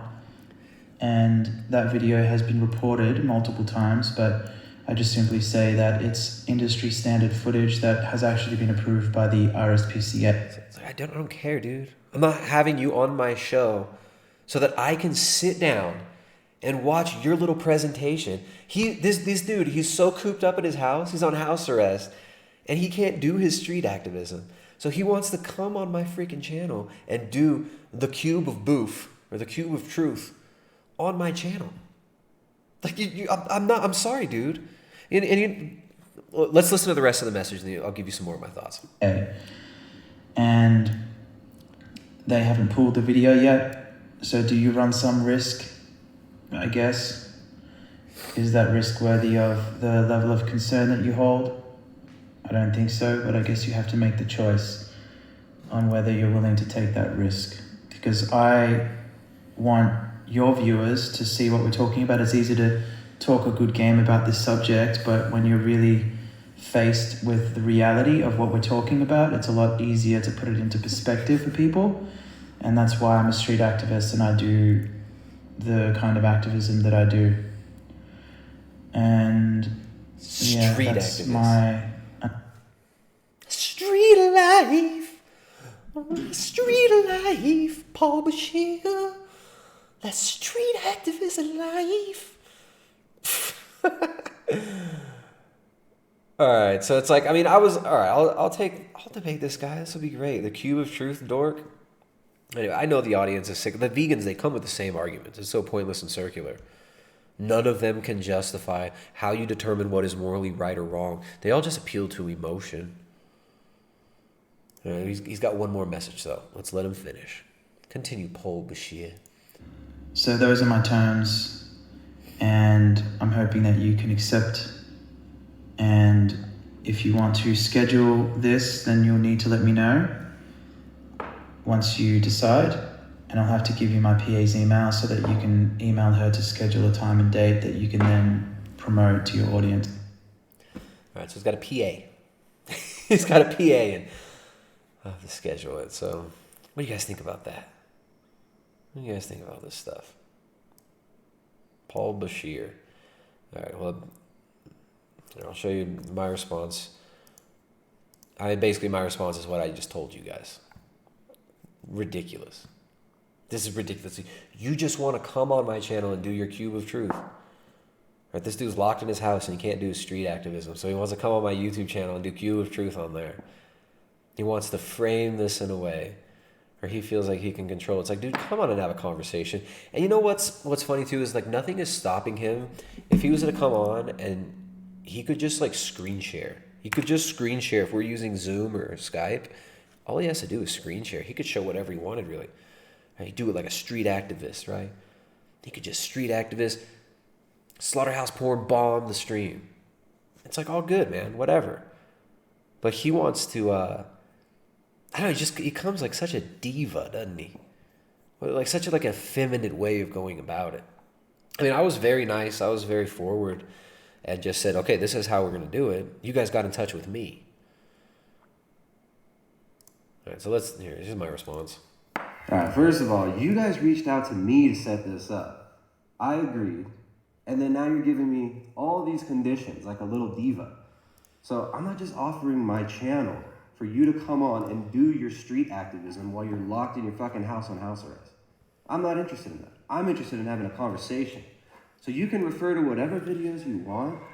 You can bring whatever points you want, but this isn't just about me reacting to your street activism through a computer. That doesn't interest me at all. I want a conversation with a person. I want a conversation with Paul Bashir, right? The cube of truth. I'm not just offering you my street to come do your gay little cube of truth on. You understand? So you guys reached out to me to set this up. We even scheduled it. We already have a time. And now you're backing off. So I don't really know what kind of games you normally play. Maybe there was a miscommunication, but you're more than welcome to come on and have a conversation, refer to whatever videos you want. We're not going to sit there and do the cube of truth on my channel and just react to your Slaughterhouse porn, right? It's not about being monetized or demonetized, but in terms of monetization and demonetization, isn't your whole shtick about collecting money from your audience via Patreon donations so you can live your vacation, so you can go smoke weed with Gary Yourofsky, so you can not have to work? Isn't that your whole shtick? Getting money? You can come on or you can not come on, dude. You guys reached out to me, so you let me know. You coming on or you pussing out? What's the deal? Paul Bashir. All right, there's the response. So, anyways, I mean, I was very nice to them, and in the end, there I told them straight up, that's what's up. So, Paul Bashir, you're still welcome to come on, dude. You're still welcome to come on and we can talk. We can have a conversation, man, about your cube of truth. But the truth is, I think you're a freaking dork. Just like Joey Carstrong. I think you're a fake-ass street activist. And look at this. Isn't it funny? What hypocrites too. So check this out. We are about veganism from an ethical perspective, right? Not an environmental or health group. Look at their picture. Here's their picture. Anonymous for the voiceless. Animals, environment, health. What is that? Like, you can't even keep your story straight in the first contact you get with me. You guys are freaking fake. You guys are a bunch of fake activists trying to dress up like fake revolutionaries, and you have no originality. You base all your aesthetic on a Hollywood movie. Right? You got a bunch of SJWs dressed up in black sweaters. You got a bunch of dorks who are too weak and effeminate to be in Antifa doing Anonymous for the Voiceless. This is what you are. You're too much of a pussy to be Antifa. So you do your Antifa for the animals. So here's him with Joey. Think about the animals. I can't tell you any better advice than to think about the animals. And what I'm trying to say is that you just need to hold people accountable for this very obvious injustice. He came up standing in front of the ark in long ass time. We always communicate over the phone and online. So Paul, tell me how the hell you got to being the director and founder of such a large organization. Where did it evolve from? Like, talk about firstly why you went vegan, how you went vegan, and how it eventuated into the animal rights activism that you're so involved with now. Sure. Veganism started for me in 2013. Yep. Prior to that, I was doing raw veganism, so I was on the health trip for roughly 2 years. Yep. I started in 2011, got really into it 2012.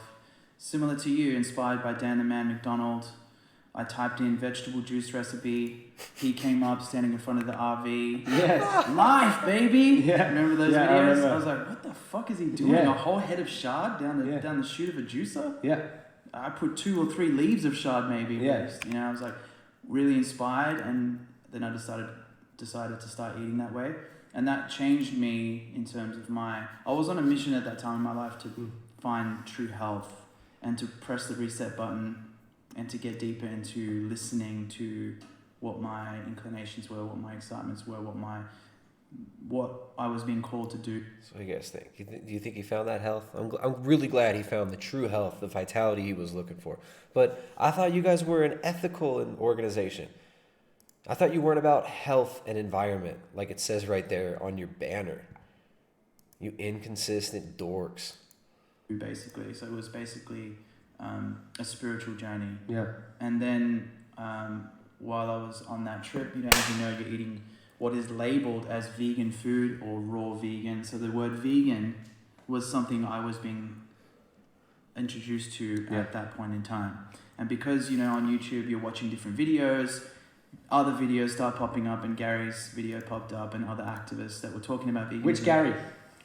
Gary Yourofsky. We know Gary, but some of the people might not know Right. Gary Yourofsky. I always say, if you don't know Gary Yourofsky, do you even vegan, bro? Well, there's only one OG Gary. Yeah. Right? And so, yeah. Gary Yourofsky. What a surprise, man. Gary Yourofsky. My mom is a psychopath because she refuses to listen to me. I won't even eat at the same table as my mother anymore. The last time I went to dinner with my mom and my sister, they ordered eggs. I threw a fork at her face and it stabbed her right between the eyes because she's a fucking psychopath. Wake the fuck up and go vegan, you disgusting humans. I'm Gary Yourofsky. Check out the raccoon eyes on my boys here. It's always Gary Yourofsky. Vegan Gains says Gary Yourofsky turned him vegan. Listen to, look at this effeminate giddiness that Joey gets when he talks about Gary. What I was being called to do vegan, so the word vegan, vegan, other activists that were talking about veganism. Which Gary? Gary Yourofsky. We know Gary, but some of the people might not know Right. Gary Yourofsky. I always say, if you don't know Gary Yourofsky, do you even vegan, bro? All right, we got some super chats. Then we're gonna get into Gary Yourofsky. We'll get into Paul Bashir's YouTube channel. We got Paul's YouTube channel pulled up right here. So Paul pushed out. We would have been talking to Paul tonight, but you know how that would have gone. It would have gone like every other vegan debate. It would have gone like Vegan Gains and Ask Yourself. It would have gone like Those Annoying Vegans. It would have gone like the actually pretty nice dude we talked to the other night. But we got some super chats here. Thank you guys for the support. Always appreciate that. Coming over here, we got Bethany Chamberlain. We already talked about that one. Thank you, Bethany Chamberlain. She's tied for first place in the generous super chats tonight. The Art of Truth and Love. Thank you so much. I really appreciate this super chat. I think that's like the second or third one you sent tonight. Always sending those nice super chats. The Art of Truth and Love. Appreciate that $20 super chat. Says, if you ever get a chance, can you research into the guys that were working on 5G towers? He opened the thing and had to install, and there were chips in it that said COV19. I saw a photo of something like this. I'll look into this. These are, I mean, you can't even talk about a lot of this stuff on YouTube too without getting kicked off, but that sounds a little bit, I haven't looked into it yet. That sounds pretty far-fetched. But I'll look into that. That's crazy. That's real crazy. So thank you for the super chat. Coffee Bean sends $5. Coffee Bean, where's that at? Let me see if I can read. Coffee Bean sends $5, so I can't read it right now. How do I read that one? Let's see if I scroll up here. All right, I'll read this one later because it's cut off at the bottom of the screen and has to scroll down. So after someone else sends a super chat, I'll be able to read it because it'll scroll up. So thanks, Coffee Bean. Thanks to Art of Truth and Love. What's up in the chat? How you guys doing over there? I see a bunch of laughs. You guys like that? The Gary Yourofsky. Gary Yourofsky. He's like a little bit less soy. He's like Terrence McKenna with a lower IQ and a little less soy. Anyone remember Frank Zappa's Colony Vegetable? Zappa had some funny songs. He was a character. All right, so let's go to Paul Bashir's channel. He has some, because this is going to get demonetized anyways, we might as well just listen to some of the Gary Yourofsky. Here's Gary Yourofsky. Have you noticed that 95% of dogs are beautiful or cute, but only 5% of humans are? And humans have the audacity to refer to an unattractive human as a dog. Shut the fuck up, wake the fuck up, and live a vegan lifestyle already, you ugly motherfuckers. That's Paul Bashir posts that on his YouTube channel. Oh man. Wait, let's go. We'll do this one. The dirt on humans. No, wait. Here we go. This is even better. Coronavirus began because people have a lust for animal flesh. It started in a meat market in Wuhan, China. Bird flu, swine flu, mad cow disease, the original swine flu of 1918 that we now refer to as the Spanish flu. All of these viruses came into existence because people eat meat. So wash your hands thoroughly before you eat meat. I'm sure that'll help. Fucking idiots. Shut the fuck up and live a vegan lifestyle already. Gary Yourofsky's back, guys. So Gary Yourofsky, that guy took off for years. He stopped his activism, he gave up, and now he's back with a vengeance. Doing his little clips. Oh, you dirty humans. Did you ever notice that human beings are disgusting, but animals are amazing?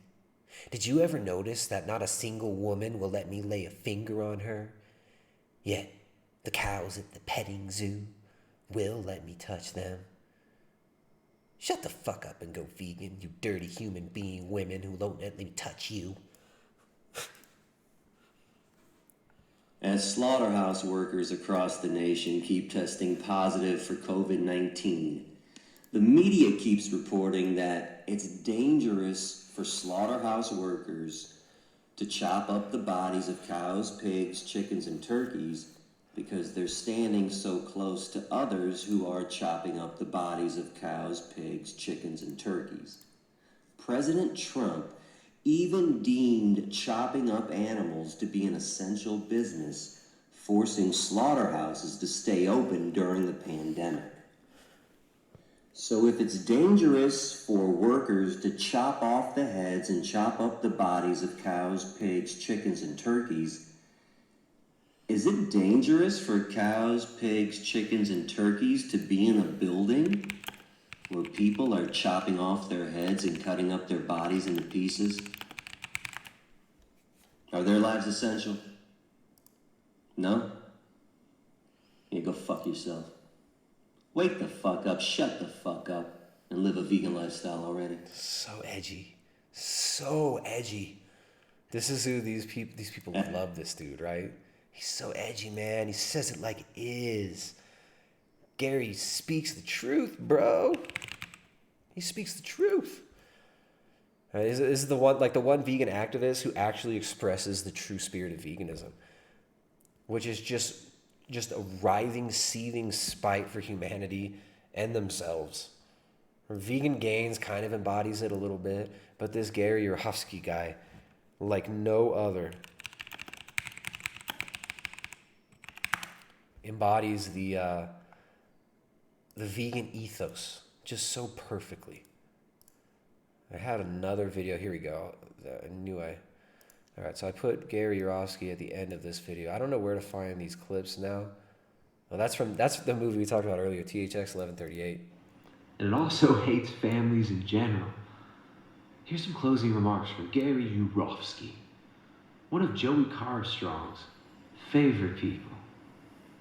This is what veganism thinks about family.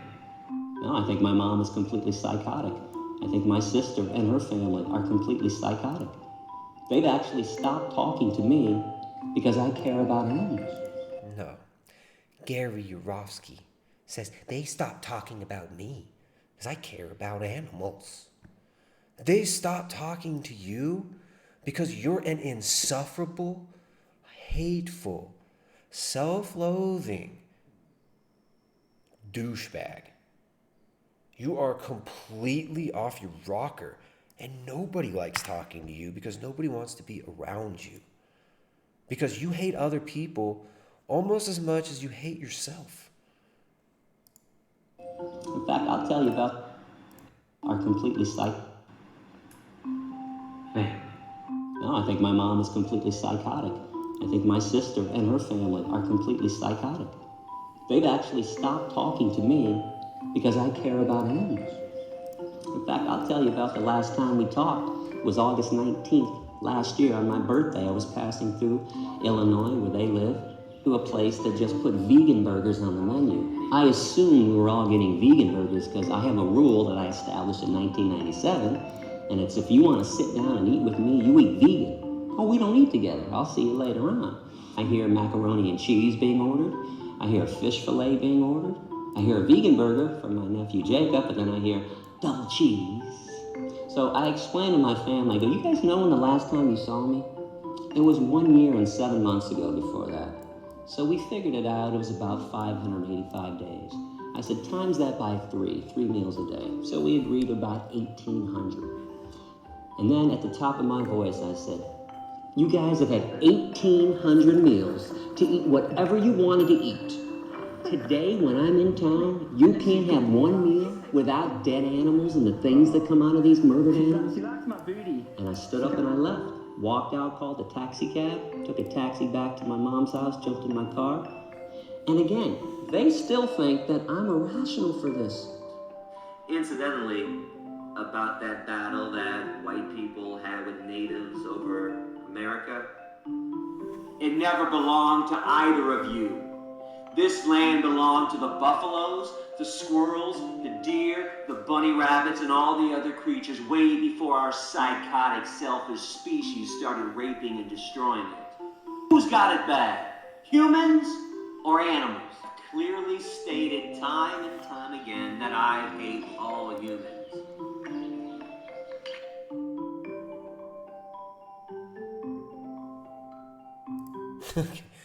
Hates all humans.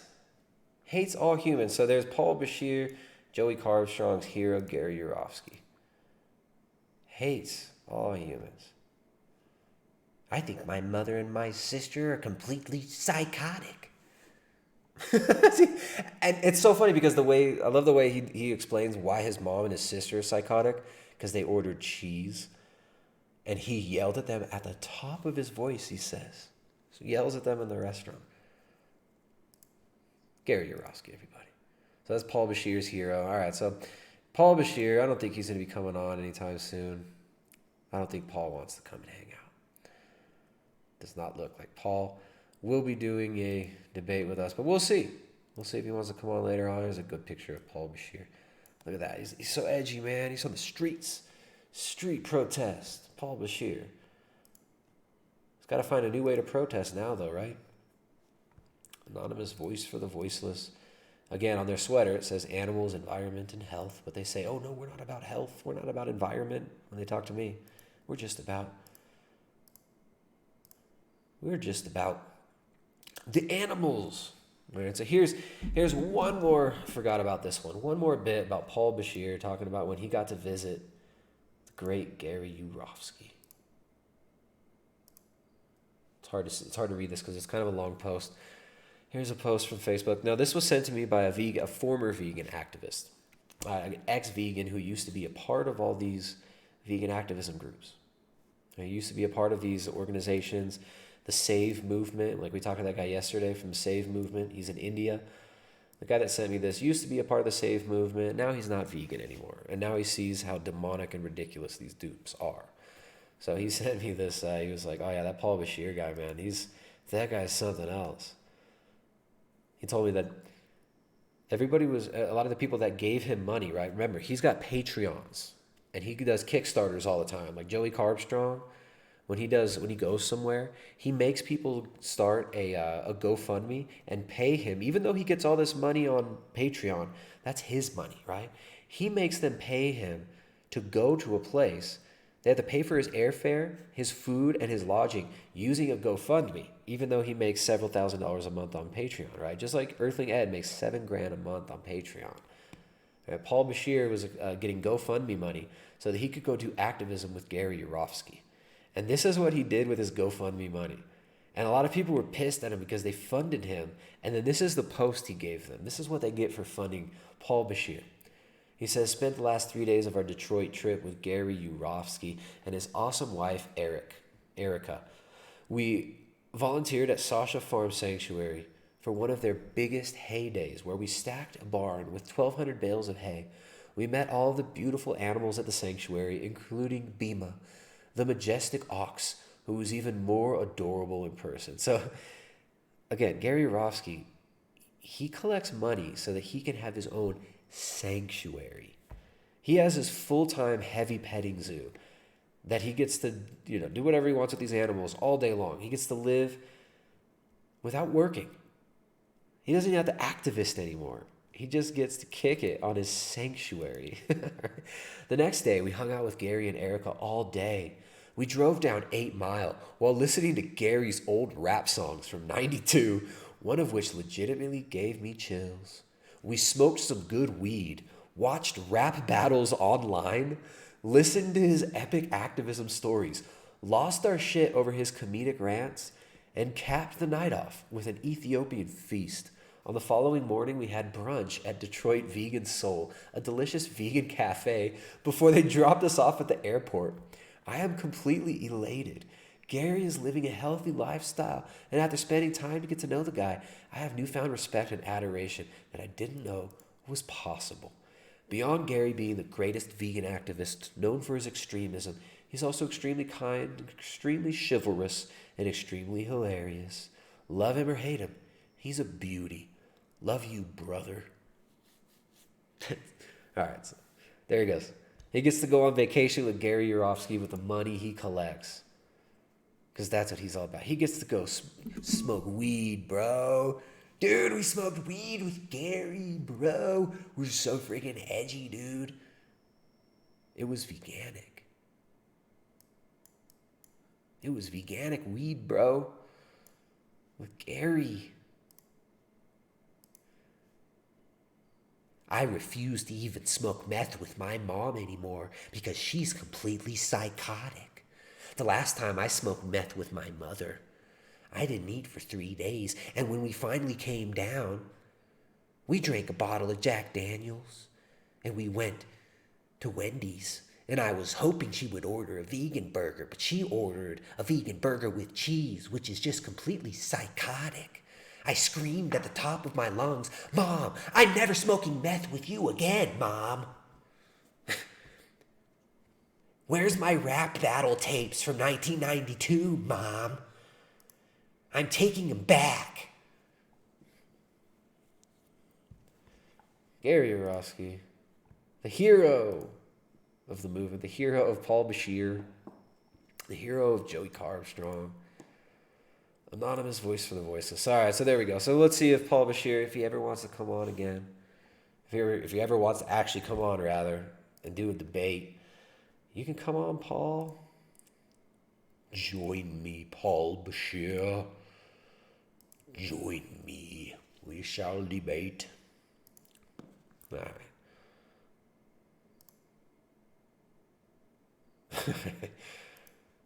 All right, let's see what the chat's doing. You guys are cracking. You guys are like a minute behind. You guys probably just heard the meth bit.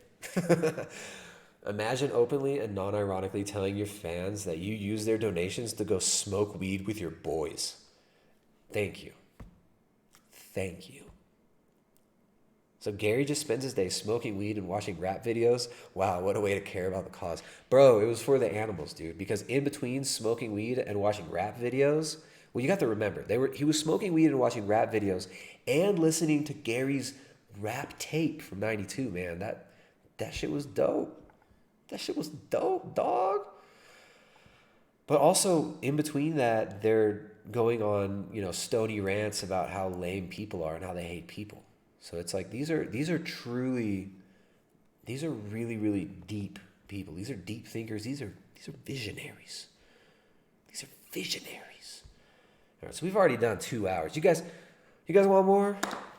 Y'all want more? Should we do some more? Mouth's dry. I need some water. Jessica's not awake, so I can't send her to get me water. All right, what's going on? Let's see if there's any. We got any super chats?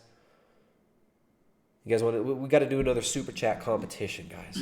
Who could send the best super chats? You guys got any? You guys got any subjects you want to hit on? If you guys just want to support the work, you guys want to support the stream we do here, I appreciate the super chats. I need them super chats like Gary Yourofsky needs his veganic weed, man. All right, let's do more. We got the next section. We got Nature Boy. A tale of two nature boys. We have two nature boys, actually. We got a black nature boy and a white nature boy. We got Nature Boy for the hood, and we got Nature Boy for Neopagans. We're going to start with Nature Boy from the hood, the original Nature Boy. We talked about Sadhguru earlier. We talked about the philosophies, the worldview, and the mind state that leads to all this madness that we see now, right? This nihilistic worldview. One of our favorite vegans out there, Nature Boy. We've got some clips of Nature Boy, an old edit I put together. Oh, I'm getting tired. So here's Nature Boy. We're going to check in on Nature Boy and see where he's at now. But here's where Nature Boy used to be. This is when I think this is one of the first, we talked about Nature Boy in a lot of streams back in 2018, mid-2018. It's been like 2 years since we've really checked in on him. Nature Boy is almost as hood as Gary Yourofsky. Let's see what's going on with Nature Boy. Fully topless with leaves on their nipples. This is how silly humanity is. This is very, very important. Nipples are nipples. Nipples need to be understood. Nipples need to be actually understood and actually broken the spell of us being ashamed. Y'all get even. Yeah, aesthetically even. Y'all come over this way a little bit. There you go. If intercourse is communication between a group or individuals, then what is sexual intercourse? So sexual intercourse, just like when you eat food, you're having intercourse with the food you eat. We are immortal beings. The sperm comes inside of the body and is treated as a foreign entity. When fruit enters the mouth, it's natural. It breaks down and the body accepts it. When sperm enters the body immediately rejects the sperm. You have to be vibrating at a low frequency to get pregnant. That's why when you become vegan or fruitarian, the sperm cell rate goes down, the body's becomes more alkaline, so the immune system gets more stronger, making it harder for you to get pregnant. Yeah. So if the male is fruitarian, his sperm cell count, his libido even slows down. He's not horny like that. He's not really in his animalistic reptilian brain. He's activated his plant cell. He's become the tree. He's become the plant. His higher self. And his higher self, sperm cell rates come down. All of the trees and all of the plant life are immortal and asexual. If I gotta... There it goes. There's Nature Boy back in the day. But guess what, guys? As of some time last year, Nature Boy is no longer vegan. Even Nature Boy couldn't maintain his vegan diet. Look, I mean, he was using the vegan diet just like a lot of these cult leaders have used it. Right? When you look at a lot of the cults from the 70s, a lot of these cults that came out of the 70s. In fact, there was a DOJ. There was a DOJ. Let me see if I've got this on my computer here. I know I had it on the other machine. There it is. All right, so the DOJ released a study about cults. Cult awareness. This is the first not smooth transition we've had. I gotta add a window capture. Hold on there. There we go. DOJ's Satanic Cult Awareness. And in this, they talk about the methods that cults use.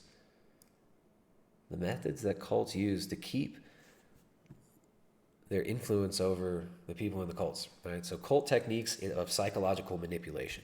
And, I should have, why did I not pull this up before? I should have had this because this is exactly what we're talking about right now. We're talking about cults. We're talking about these kooky vegans and their little cults. Vegans, non-vegans. This is how cults work, how they run. Isolation. Oh, you mean like social distancing? You mean like locking people in their house? Isolation, loss of reality induced by physical separation from society and rational reverences. Now, this is also a part of initiation rituals, right? When you look at Freemasonry, they blind the initiate. Hoodwinking, they call it. Right, so they're blinding the initiate. The initiate has to be isolated for a certain period of time before they're initiated into this cult. Hypnosis, state of high suggestibility. Oops. Hypnosis, state of high suggestibility.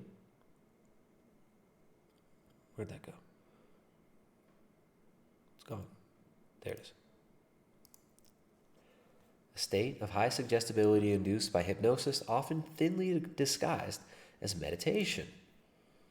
So you can also make people in this hyper-suggestible state through not just hypnosis, but through media, right? Through traumatic images of media, right? Or through repetitive imagery, like death counts on television, through repetitive statements like the new normal.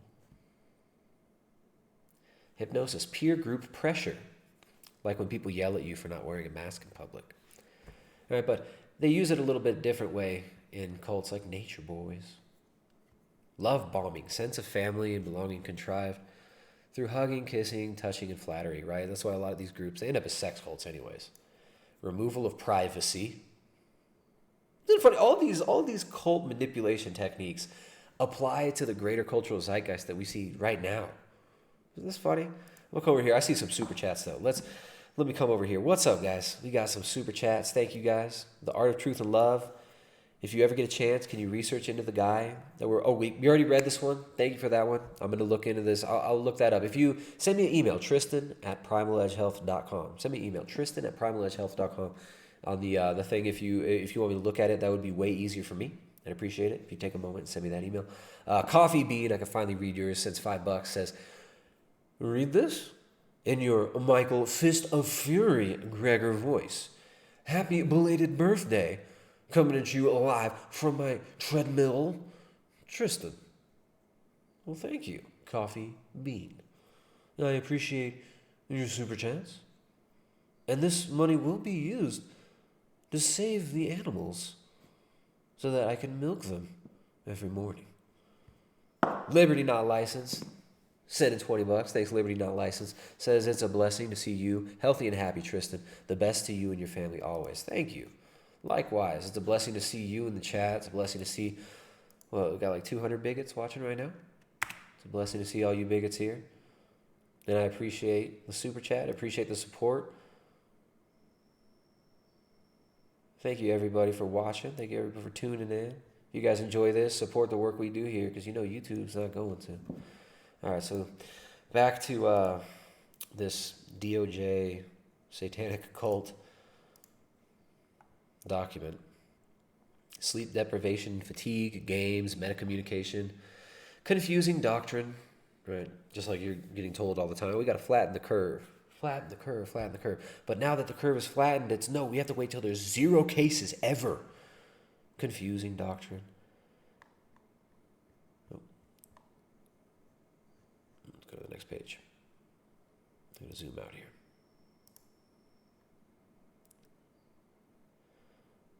Confession, guilt, fear, chanting and singing, disinhibition, change of diet. Here's the one I was looking for. Change of diet. Change of diet used by cults? What is this? Disorientation and increasing susceptibility to emotional arousal achieved by depriving the nervous system of necessary nutrients through the use of low protein childlike food. All right, so this is what Nature Boy did to keep his harem in line. And he had a harem of 4 chicks with, and you know what's funny? They have leaves on their nipples, like they're so natural. They're out in nature, right? He's Nature Boy. He is in nature because he is natural. It is natural to live like Nature Boy. He loves nature. They were using tape. They're probably using double-sided tape to pasty their little nippies. All right, so Nature Boy, he's not even vegan anymore, though. He couldn't even maintain it. He realized, like, I can't maintain this diet. Obviously, I'm not going to be able to keep my people on this vegan diet because I'm not even doing it. So now he changed his name. He's now Immortal Babaji. We'll see what Nature Boy's got going here. Here's Nature Boy. Me and the Queens. My crown just came in. I'm mad hype. Baba G. Immortal Caliber says, His Excellency, the Messiah. He gets these people to call him the Messiah. It's super funny. I mean, it's funny, but it's super sad, right? I mean, it's completely demonic. Let's see who's going on.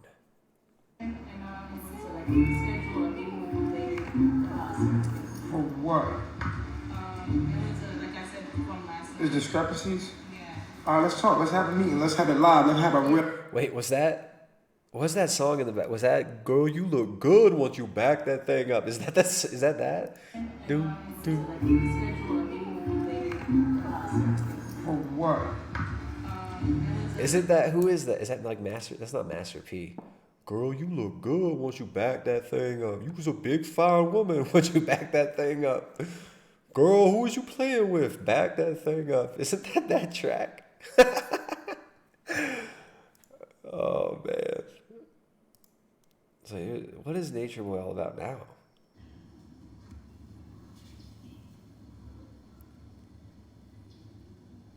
Yo, what's up? Peace to the gods. Just want to build with y'all today.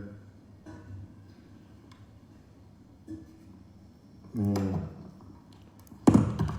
Juvenile, that's who it is. Back that ass up. That's what he was listening to.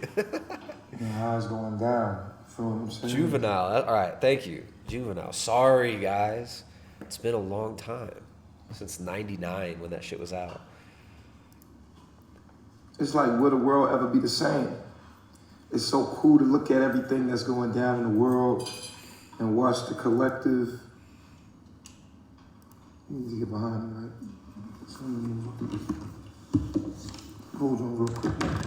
He's got to get his harem behind him. Talk to you normal. Hey, listen. You good? You look stressed. Nah, I ain't stressing. I just woke up. Damn. Nah, I ain't take my locks out. This is called wig locks. They're supposed to form like this, but I gotta let them come out. Right. Wait, there was one. All right, there we go. That's the one I had pulled up. This is the one I wanted to see. More knowledge dropping. He's got gems here. We got some gems coming, guys. Come on. Come on, Coronas. Look, he makes his... Corona girls. My Corona. He's got a new harem, and he makes him do his hair. Oh shit! They can't even see it. Hey, we fucked them up. Oh, I messed that up. Cause they didn't know about the wig Sorry, locks. guys. They was like making fun of us and shit, but we had to tell them, huh? We call wig locks, bro. And then people not used to seeing this shit right here, bro, but they're gonna like it later. This is how I had my locks before. Hey, we up so late right now. And the real is very rare. And the fake is everywhere. You know what I'm saying? He makes his chicks. He makes this. What do you even call it? Look, his harem. He makes his harem do their hair exactly like him now. This is so funny. So he left veganism, and I guess he left Belize, and here he is. God in church, but guess what? Y'all still go to church, even though Jesus himself said in the Bible, in Matthew 5, do not swear an oath. You still go to church and do what? You swear an oath. Go get the tripod. You swear an oath. And he said, anyone that does that is from the evil one. He said, just say yea and nay, your word is your bond. Because you ain't supposed to be lying. Anyway. It's funny, he always quotes the Bible, but like has his own interpretation of it, right? It's another one of these ways these cults go about it. They've always got their own blasphemous interpretation of the Bible.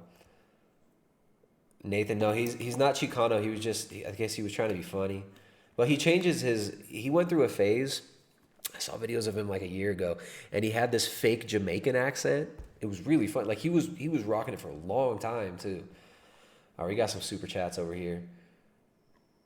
Let's see, or we got at least one. Brandon, what's up, dude? Brandon sends 20, says, just finished a nice teriyaki salmon dinner.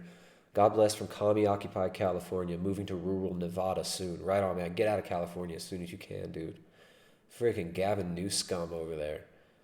Man, that guy Gavin Newsom. Shout out to all my friends and family in California. I feel sorry for you guys right now. But you guys will be all right. You guys will be all right. You'll get out of there. Yeah, let's come back to Coolio over here, making all his chicks dressed like Coolio too. Here's. How is this man doing this? Like, why are we doing this? Like, what's going on? You know, you think this is just for, like, attention? Or could this be a warning? Could this be a part of yourself that's trying to warn you of something? You gotta ask yourself that. You gotta say, you know, what is this man talking about? Why is he talking like this? And I want to see right now, it's going to come a time, and it's coming soon, where the sun is going to send out a solar flare. Real talk. It's like some Jim real talk. The guy sounds so unconvinced of what he's even saying there too. Right, he's got this Jim Jones style going on here. This is 3 years ago, back 2017. This kind of Jim Jones vibe. The sun's gonna send out a solar flare. But he's been through so many different incarnations. Most of his videos are really long right now. Most of his videos are real long. We gotta find a shorter one. And let's see what this one's a whole hour. We'll get a glimpse on what Nature Boy's doing now, and then we'll move on to Nature Boy for Neopagans. Right, we got Nature Boy with his harem. Right, just like what's his face? Just like Sadhguru, he tells you don't go to church, man. That's slave religion, right? Y'all slaves to Babylon. Y'all slaves to Babylon. But if you follow me, then you're enlightened and you're God, bro. You're God, bro. We're all gonna be gods, bro.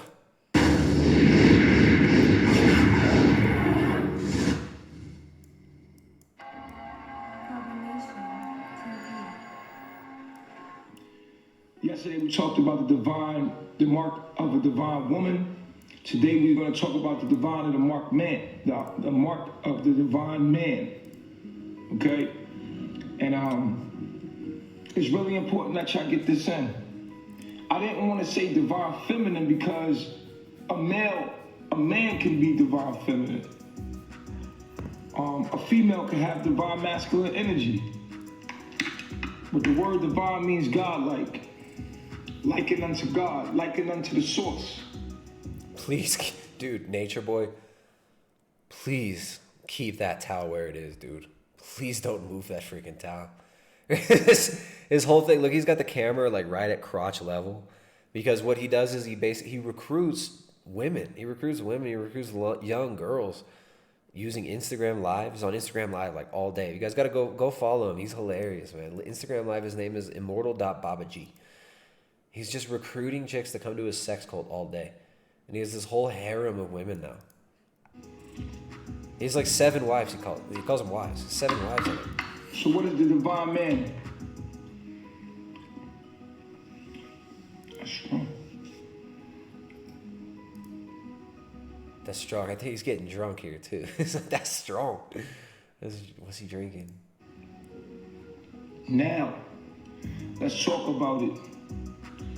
The mark of a divine man. Number 1. Let me make up a list right now, dog. Number 1. He just like me. Let's see what it is. As we stated yesterday, the divine woman or the female was in tune with the man. The divine man, the first marking of the divine man is his relationship with God, Allah. Now he calls God Allah. So he went from calling himself God, and then he said the black woman is God back in the day, and then he was God. And then he was like, no, I'm not God. We all God. And now Allah is God. Man has a direct connection to source consciousness. Source. He's directly connected to the intellect and the intelligence of the universe. To nature. He's connected to nature. There was some video. Where's that video? There's this video of them like shopping for.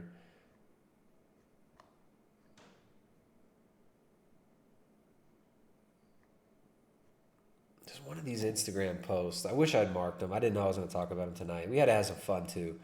Talk about all sorts of serious stuff. We got to have some laughs too. And Nature Boy just makes me laugh. Check out right here with his do-rag. Super spiritual. There was this video when they go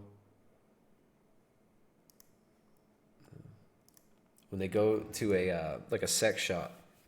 And they're shopping for like vibrators and sex toys and stuff. Him and his 7 wives, and they're all pretty drunk. It's funny. I can't find it. We'll find it for another stream. We'll watch this one. We'll watch a little bit of this one, and then we'll get to Nature Boy for Neopagans, and we'll wrap it up. Just in case you didn't know, he God. There's his hat. Oh, kombucha. Got that kombucha.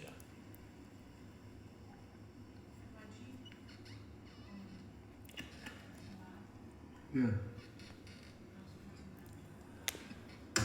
Nothing to talk about. You know better.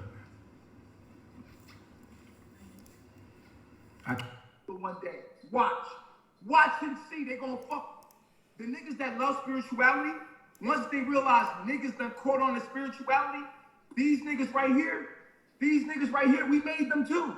Once they realize we are on spirituality now, all of India is going to try to be like Babaji, this nigga Babaji, the original Babaji. The spirit has now come into the African American man. Your Babaji is now a nigga. This is me. And now I've taken the spirit of a nigga, the last, the supreme being, has now incarcerated into the nigga. Yeah, this is who I am to the Indian. And now we're niggas now. Ha! Ha! Go Google who Babaji is. That's me. Guys, all right, Nature Boy. It's been good checking up on Nature Boy. So we've been on quite a journey with him. Started out as a vegan. Now he drunken master Baba G. All right, I'm impressed, man. Good job, Nature Boy. What's up, Allie? Allie's up in the chat. She's a member of our private forum. We was Indians. Yeah, I don't know, guys. This is where Nature Boy's at now. I'm impressed. That's all I gotta say. What other videos he's got on his channel? I don't even know where to start with Nature Boy these days, because it's been like 2 years since we've checked in on him, and he's been everywhere since then. He's the Messiah now, the Christ consciousness. He also said he's Allah. He's Baba G. He's Baba G. You're in hell now. How to get out? And I dropped my girl off at the Walmart, and I was waiting for her to come out. And I was in the truck. Yeah. And I never forgot, a feeling came over me. It was crazy. It's like a rush of feeling came over me. I was looking at the moon. So I was in the truck, and I was looking up at the sky, and I literally was like, wow, this is amazing. And in that moment, a rushing feeling came over me as I was staring at the sun through my windshield. And then I realized, holy shit. I'm God. Say it. I'm in hell. I'm in hell. Okay. I thought it was going to be I'm God. This is hell. This is hell. We're in hell. Not the hell that you're thinking about with people screaming and being tortured and hellfire and all of that stuff. This is a different kind of hell. And I don't know if you ever watched the show. So, I thought he was God. He said he's God, but now he's in hell. I don't know. He's definitely got some confusing doctrine. Now he uses some of the language that somebody in the chat mentioned. He's like a 5%er like Wu-Tang. No, he uses some of that. He jumps on some of that 5%er language, and then he mixes in some of the like Black Hebrew stuff, and then he mixes in like this Hindu stuff. They take bits and pieces from all different types of theologies, from all different types of religions, and they mash them up into whatever works for them in the moment. These gurus. All of them. They all use the same tactics. Alley Cat, what's up? Alley Cat, she's a member of the inner circle of our forum, our private forum. You guys, if you guys want coaching tomorrow, we're doing our next coaching call. That's the best, most affordable way to get coaching is to join our private members forum tomorrow at 12 p.m. Eastern Standard Time. Next coaching call. Alley sends $19.99. Thanks a lot, Alley. Nice to see you up in the chat. I think we had another super chat here. No more for the moment. But yeah, so there's Nature Boy, everybody. Confusing doctrine, starving his followers. Now instead of a vegan diet, he just gets girls that are really young and beat up. And it seems like he's using a lot of alcohol to keep him in line now. So I guess drugs are a little bit easier than veganism for people to maintain long term. So yeah, we got Nature Boy. We had Nature Boy, we had... Who else? What other cult leader we talked? We talked about Sadhguru earlier. Sadhguru, Nature Boy. Now we got somebody else, a non-vegan, right? A non-vegan that has actually basically the same doctrine, basically the same exact worldview as these other gurus. Right? Oh, we must reject everything outside of nature, which he can't even define, which has got confusing doctrine all over the place. His definition of nature. Nature is basically everything that Spherage likes. Hi, everybody. What's up, everybody? I'm Spherage. We're going to talk about nature today. There's Spherage. Which one are we going to watch? We got two options. This one's shorter. We'll watch this one. So we had Nature Boy for the hood, and now we have Nature Boy for Neopagans.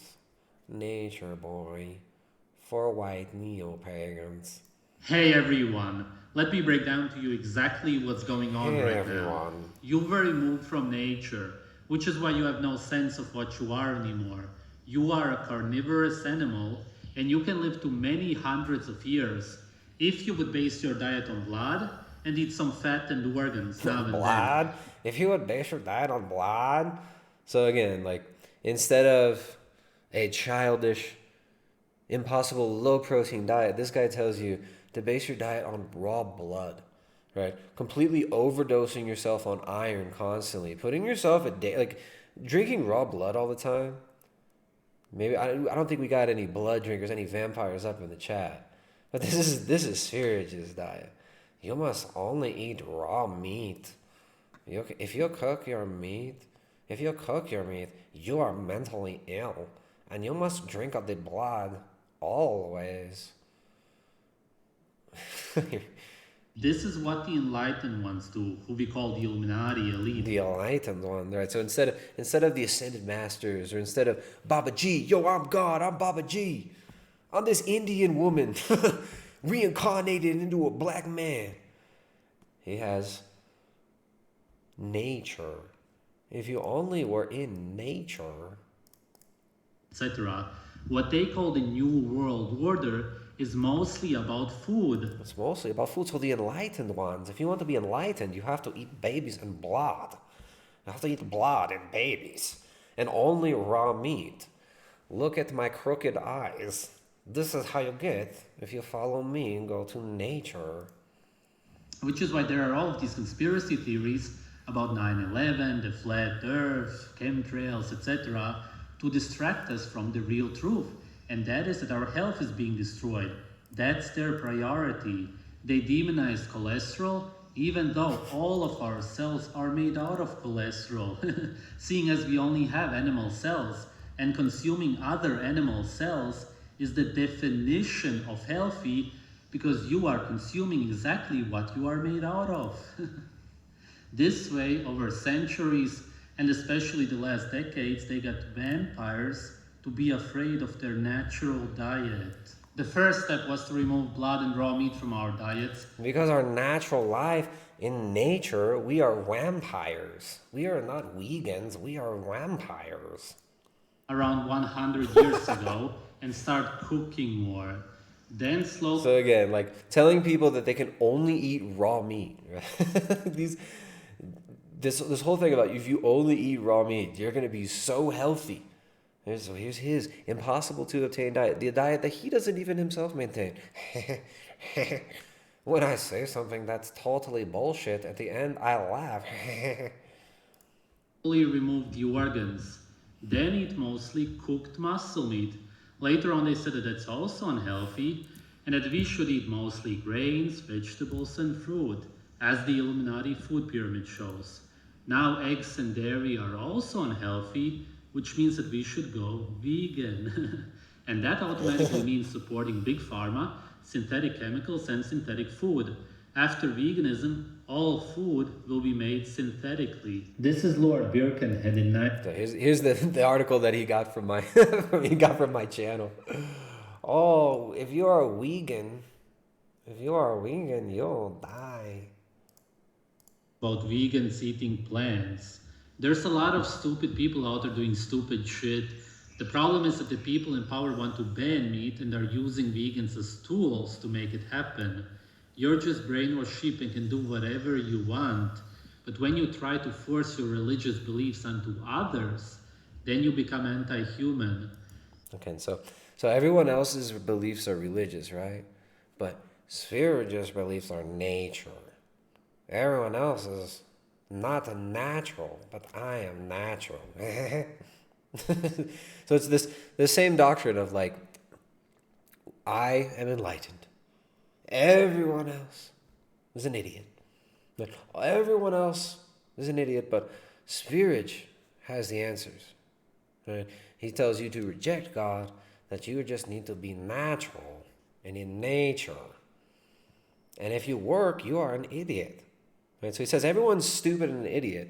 If you eat cooked foods, you're mentally ill. Right? But he's not mentally ill, right? He's totally not mentally ill. But if you eat cooked food, you're mentally ill. So then here's him talking about how he's never worked. This dude's never worked a job. Does exactly what the vegan activists do. Does exactly what the vegan activists do. Does exactly what Nature Boy does. Except he is Nature Boy for white European Neopagans.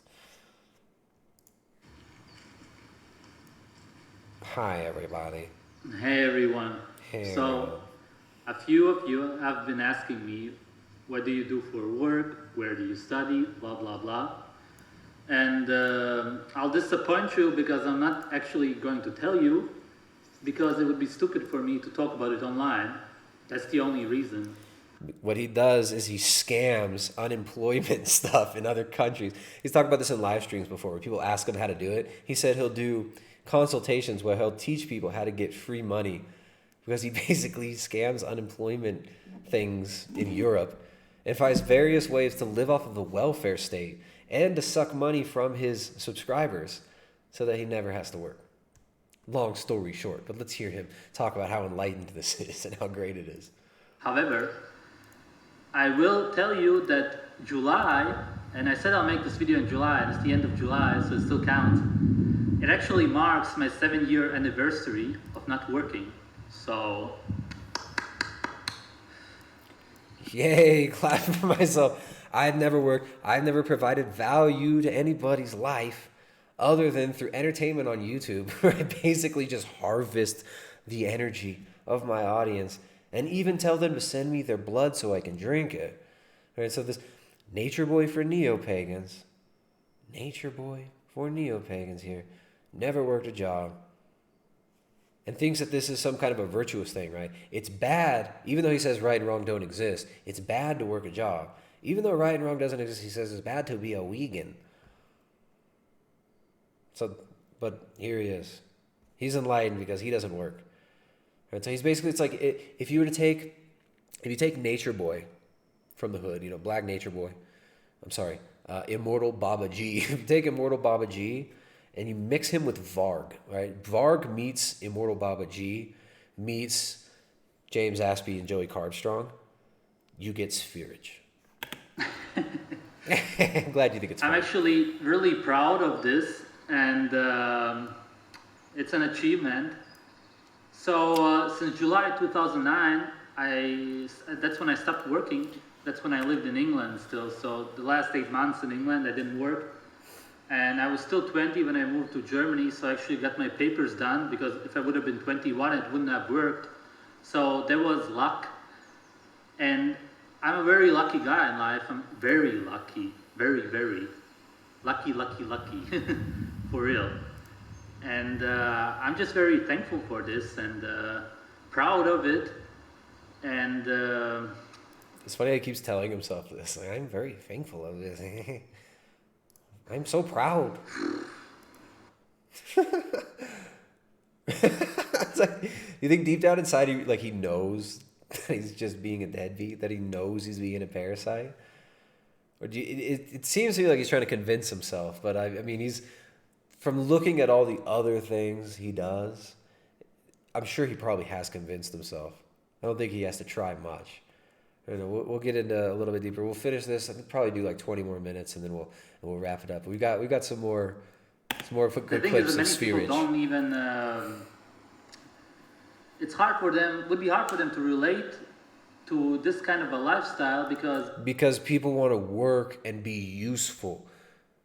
Because normal people have work ethic, right? We're meant to take care of the land. We're meant to take care of animals. We're meant to produce food. We're meant to take care of each other, our communities, our families, and we're meant to work hard. That's why when you work hard, at the end of the day, especially when it's physical work, you're able to sleep well. You feel good. You don't have to get in front of a camera and tell yourself that you feel good about it. You feel good from working hard, and you get to eat the fruits of your labor. We'll see what the fruits of his labor are in a minute. We'll go a little bit longer in this video.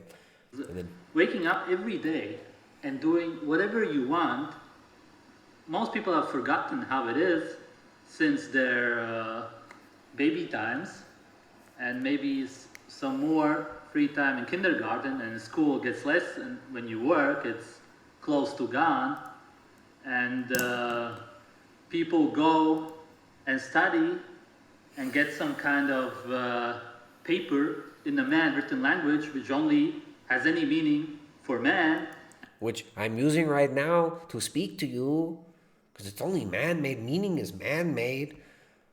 And you're all slaves, but send me your money that you work for, slaves. And then they give it, and right, then look. More men look at it, and they approve of it, and they give you imprisonment and slavery, and you're thankful for that. And then, what the fuck? And that's most people's lives, and everybody around me lives that kind of a life, and I see it every day, and they look really fucked up. They do. But you're really healthy, man. They are all messed up. Right? And then here is guy's Patreon link right there, right? So he tells you, you are all slaves. If you work, you are a slave. Give me your slave money and go work and send me your money, slaves. And if you wanted my opinion on school and work, which I've already said in the past anyway, then well, there you go. And I don't recommend anybody to study anywhere ever. I'll recommend anybody who's in any grade now to drop out of school for real. And that's no joke at all. If you're able to somehow make a living, which doesn't mean money, which doesn't exist, but anything. If money, which doesn't exist, but send me your money in Patreon. Dad is a hunter. Ask him to teach you to hunt and just live your life like that. Really, that's... Again, he doesn't hunt. He doesn't produce food. What is this guy?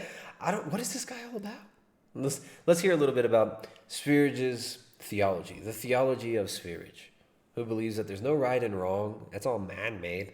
Language and meaning is only man-made. Let's see what he's got to say. We got Tofu, 86 cents, $10. Got to bounce, Tristan. Keep fighting the good fight. Later, Tofu. Good to see you here, man. Good to see you here. Let's see. We still got almost 200 people watching. We'll finish up on Swearingen here. Yeah, it does work,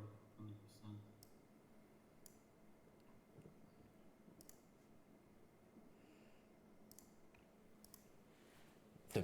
I see people in the chat. This is funny, but I'm with Svi on working. Dude, if you think that working is useless, get the fuck out of this world. Get out of here. You are the problem. If you don't want to work and you just want handouts and you just want people to give you shit, get out of here. You are the problem. The people who are sitting at home right now cheering on quarantines because they're making more money off of unemployment, these are the people who are in bad faith cheering on quarantines and lockdowns because they make more money on unemployment from the government checks that they're getting. Get out of here with this. If you don't want to work, get out of here. You are the problem. Just like Swearingen. In nature, you should just be a leech and get money from government and steal money from people. In nature. Look at the... What do you call... Look at the... This is a great shot. With the dead eyes. The dead eyes. That's like the deadest look. Like, he talks about these vegans look sick. This dude's eyes are as dead as any set of eyes I've ever seen. Like, these eyes are more psychopathic, dead, and crooked than Bill Gates. Alicat says, I have zero tolerance for lazy, self-serving people who are afraid of hard work. Absolutely. Right? Look, like, I got no problem. If you got laid off from your job, collecting unemployment, I got no problem with that. I'm not going to judge you on that. But if you're cheering on lockdowns and quarantines because you don't want to go back to work because you want just to sit at home with unemployment the whole time, that's problematic. And my tax money, I work my ass off. And I got to pay all sorts of taxes so that these people can do this and cheer it on. Look at this. Look at the dead eyes on spirits, though. In nature, your eyes should always be looking in two different directions. So you can see if there are slaves coming. So you can tell them they are slaves and to give you money. Why do you call things that go against nature Satanism?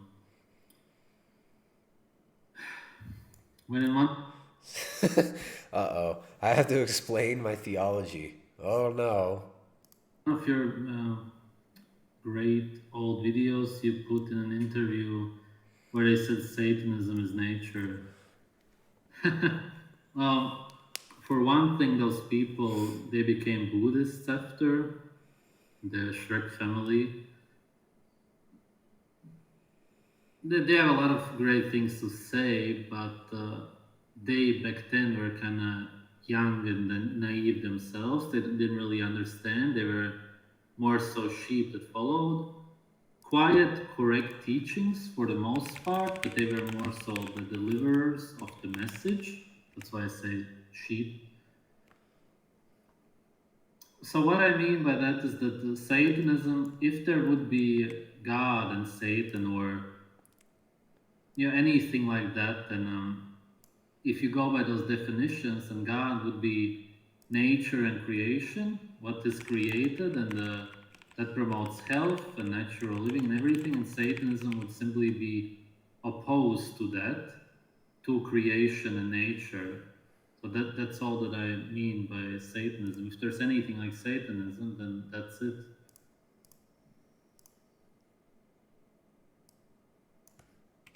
So anything that is opposed to nature is Satanism.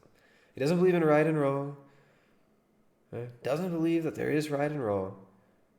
And says Christianity is Satanism. What?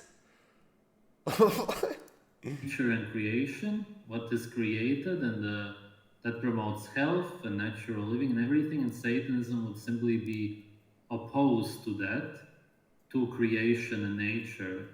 So that's all that I mean by Satanism. If there's anything like Satanism, then that's it. So it's just like inverted theology, right? Where nature is God. It's pantheism. Nature is God. Everything is God. You're God, bro. I'm God, bro. Nature's God, bro.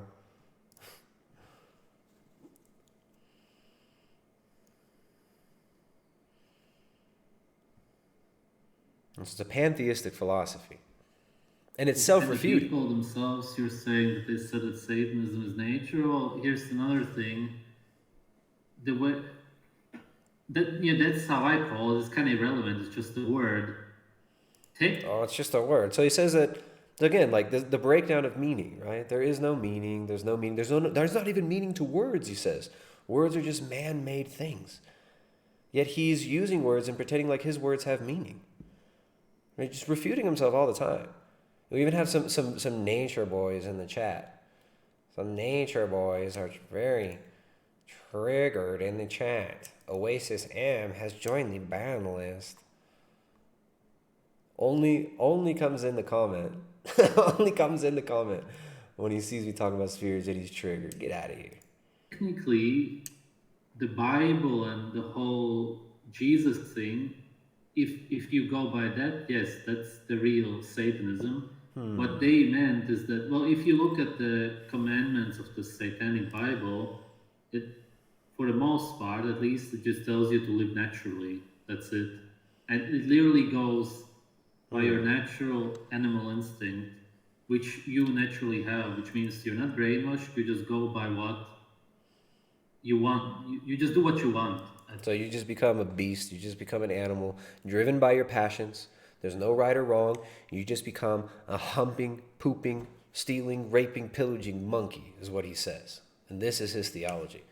And for you people who are in the chat who are triggered, leave Swearinge alone. Leave Swearinge alone. Why are you making fun of Swearinge with his dead eyes? This guy openly says he agrees with the Satanic Bible, with LaVey and Satanism.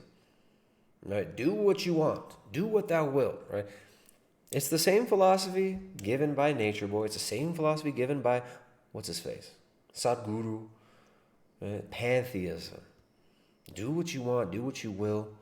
Crowleyism. Right? This is like the quintessential nihilistic, atheistic dogma. This is the dogma of nihilistic atheism today. Do what you want. Just consume. This is what it is. This dude is just like Nature Boy. He's Nature Boy for Neopagans. At the end of the day, right? This is the main point. So that's all that they meant, really, in that interview, is that Satanism is about following nature, and you can... there's many kinds of Satanism. Also, it's very complex because people get confused. The one that they were teaching, the Shreks who they were connected to, the popular, from Anton LaVey, the popular Satanism, which isn't very old, it was just a new thing that was teaching people to be more natural. That's why they went, that's why they said that everything that they do is essentially natural. We're just following nature. It's nature, it's natural. See, so it's, I mean, at least he admits it now. He believes in the satanic philosophy. It's funny, but isn't it just natural for people to do what they're doing? How do you determine what is natural and what is not natural? How do you determine what's natural and what's not natural? He says veganism is not natural.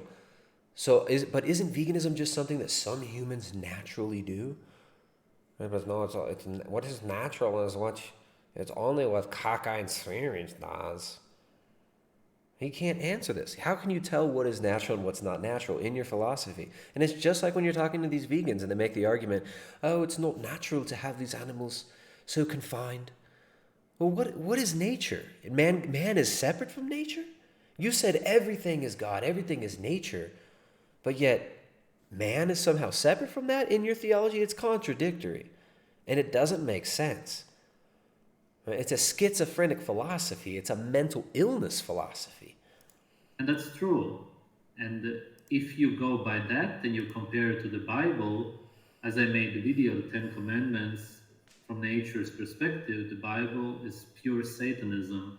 It teaches you to completely go against your senses, go against your benefit as a human being, to go against your health, just everything against you. To destroy nature is, if anything is Satanism, it's the Bible and the story, the whole thing. Yeah. Right. So that is all Satanism. You're going against what is natural. And if you ask him what is natural, he says what's natural is killing and eating humans, killing and eating babies. I mean, it's really gross. And here's what Swearinge thinks is natural. Here's what's natural. Don't use your feet. I won't. Oh. Yeah, that's... This is natural.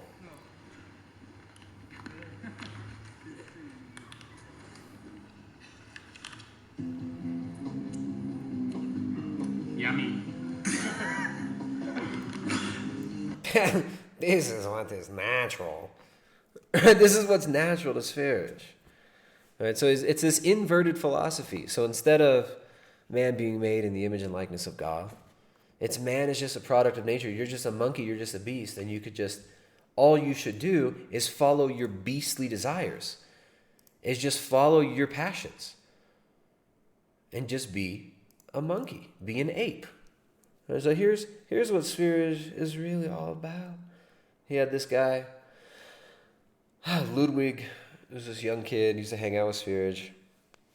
And here is what Spherich does.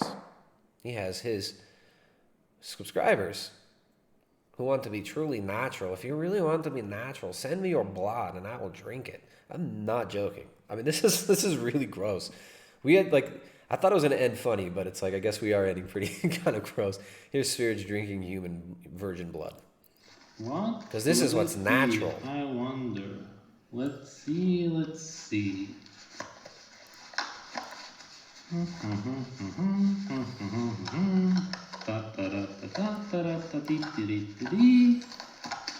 Oh, I think I know.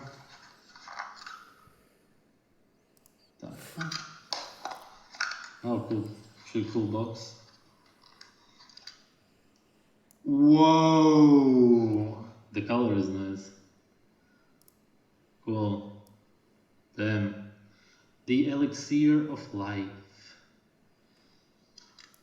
So this is what happens. This is what happens if you reject that right and wrong are real, and if you really embrace this. And this is just here's just skimming the surface. Here's just what's public.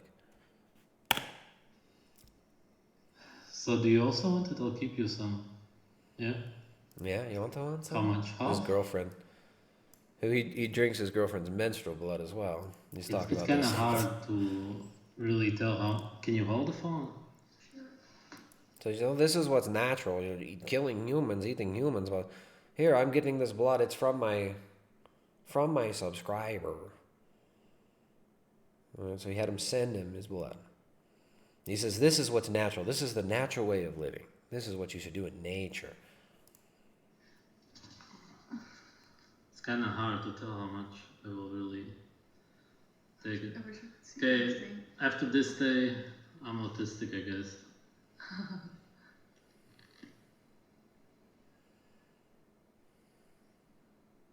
It's really hard to say, because it's so little, how much I take, No, it's so little. It's not enough. You should send me more.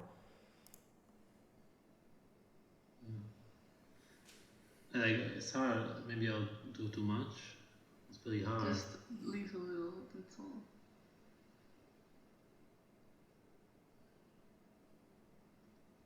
How's the taste? Super nice. There, nigga. Okay, so that was nothing. So because it was only till here. So. He said, we are vampires. We are natural vampires. That's it. It's a little tiny piece. Thank you, man. Talk. It's like having sex with you. Just better. I have you in me. How demonic this is. Look at this trance he goes into. Luna is tasting it. Luna. It does taste like Ludwig, weirdly enough, right? Yeah? Yeah, I think so. It tastes like Ludwig. Oh, man. Interesting. Oh, fuck. Super disgusting, right? I'm sorry, guys. I just... I get some Swedish fans up here in the chat. Some of them are still here, I think. Some of you guys might still be in here. Leave Swearing alone. It's not satanic. Here's the result of it, right? This is the result of the rejection of truth. The result of the rejection of God. You reject that there's right and wrong, there's good and bad. Here you go. Man, I would like more of this. Fuck. Oh, so good. Oh, I get it. The epiphany of my life. I get everything now. This is why they do it. Imagine baby blood.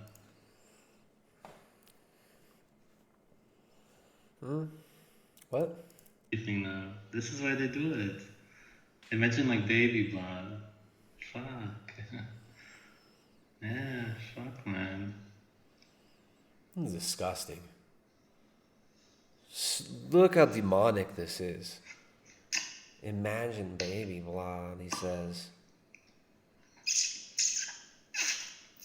So here we go, Nature Boy for Neopagans.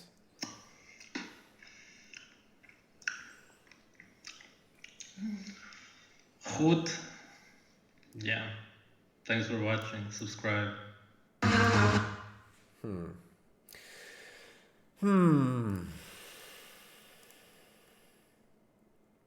there we go. There's some sweerage. This is the dude who sent him his blood, too.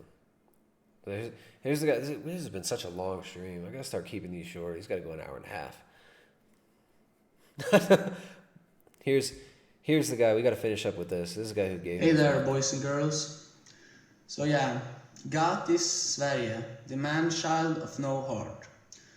So this actually happened when the sauna video came out, and I was thinking about putting out this truth, but I changed my mind and wanted to see what happens.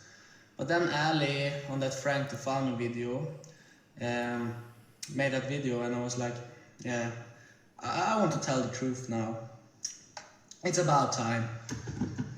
So yeah, got this, the feminist that that can't handle a counter argument and that will drop you as a friend if you have any other opinion. So let's hear it. If you would like it, then you would stay in it, you autistic motherfucker. So this is the dude that sent him his blood, and that's how Sewage talks to this guy. Right? And this is why I said when he drank the blood, oh, I will be autistic now. Because he was always gaslighting this dude and telling him, oh, you're dumb, you're autistic, you're this, you're that. You're always trying to make this dude feel bad. I like it the time I'm in the sauna, but when it gets too hot, I don't like it anymore. So it's like I like training, but I can't do training forever, so then I stop doing the training. So it's not that black and white. Yeah, it gets too hot because you're in an unnatural environment. Because it's not natural. So I guess Sverige didn't like saunas, and they had a falling out over saunas or whatever. So anyways, that's what Sverige is all about. So all you Sverige fans, I mean, if you guys really want to be natural, you will send them your blood. Right? And there is no meaning except what I say is true and has meaning. And truth is man-made except what I say is true and natural. I mean, completely schizophrenic philosophy. Says there is no truth, yet what he says is truth. Says there's no universals, but that's a universal statement. Self-contradictory at its very core. Right? And I don't know, I had to get more vitamin D. So like, fans. I don't know, I would go out in the sun and my She's a water sign, and you're a fire, so you're also water and Is fire. that why we're in balance together? Yeah, in a way. If you merge fire and water, it's like the ultimate. So Sverige, he says, all you people believe in man-made religions, yet his girlfriend, she's like an astrologist. Here she is talking about the water and the fire signs. His girlfriend's an astrologist talking about water and fire signs. But I only believe in nature. In balance together? Yeah, in a way. If you merge fire and water, it's like the ultimate. You get some steam? Yeah, you get some steam and you float out. My friend's dad was a dwarf vampire. He's from Placerville, and he blew up like a building, killed 3 people, and then they fed him glass in prison. Hail Satan! here's the Sverige fans, everybody. All right, so everything is unnatural. This is not natural. All right. Let me come over to the chat and see what you guys are doing. Check out the bigots in the chat. We're done with Sverige for now. We're done with him for now. We had a lot to talk about today, didn't we? We had all sorts of stuff to talk about today. Got these vegans. These vegans are stoked on their masters, Bill Gates, Jeff Bezos, New York Times, telling us, we gotta go vegan. We gotta go vegan now. Meat is done, says the New York Times. Meat is done. The end of meat is here, they say. All right, chat. What's going on, guys? It's time to start wrapping this up, isn't it? It's time to start wrapping this up. But anyways, we see the same philosophy, the same worldview, driving all these gurus. You got Sadhguru, Sverige, Nature Boy, Joey Carstrong, Gary Yourofsky. right? This disdain for human beings. Humans are so bad. They're all slaves. They're all gross. Right? When you reject the truth, you open yourself up to this. You open yourself up to all this demonic madness. What's up, guys? We got Little Viking Coach. What's up, dude? Alex Perrer, a Barn Owl Mask. Okay, Evan Gray. What's up, guys? What's up, guys? Let me see if there's any more super chats over here on the super chat tab. I want to thank everybody who's been supporting the stream, supporting the work we do here. Next live stream, I might do one on Sunday or Monday. We'll see what's up. Probably take a few days off. A lot of work lately.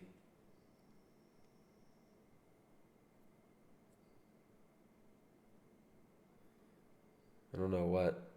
Some of you guys say it's weird. I don't get what you're talking about there. Some of you guys have some weird ass comments. I don't really know what you're getting at. You use the same making fun of voice that most Trump haters do. Trump haters, what are you talking about? I use my voice. When I make fun of Swearinge, I use Swearinge voice. Well, when I make fun of Bill Gates, I might use Bill Gates voice. When I make fun of Dr. Greger, coming at you live from my treadmill, use the Dr. Greger voice. And if you're triggered, you can get out of here and go watch somebody else. What's up, guys? All right. What is natural? What is unnatural? You can't have proper interpretation of nature without the theology of the fall. And that's what's so funny, because all these people are trying to interpret nature with their deep knowledge that we did have the fall, that we do have a fall. Yet, they don't want to admit that. Right? They think we're going to somehow become gods. We're going to somehow become gods from our own will, right? By climbing up, using our own knowledge, right? Using knowledge and our will and the intellect, or through meditation. Okay. You know, there's no salvation through knowledge or through nature. That's not where it comes from. And if you continue to reject the truth, this is what you open yourself up to. You open yourself up to these cult leaders, or you become one of these dumb cult leaders yourself. And so, one of the books that I mentioned earlier, one of the really important books that I suggest everybody read, Father Seraphim Rowe's Nihilism. His Nihilism book. Let me find it. I'll show you the cover. It's got a great cover. Where is that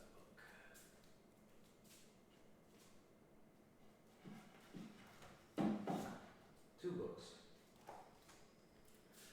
Two books we will recommend today. We've got...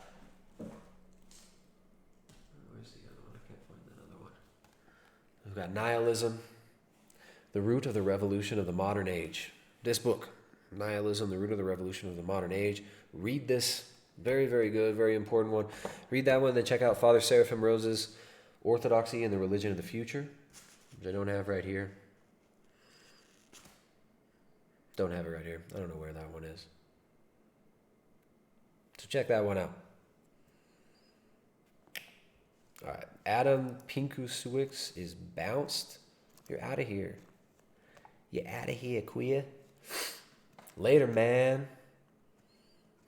Ciao. Ciao, banned forever now.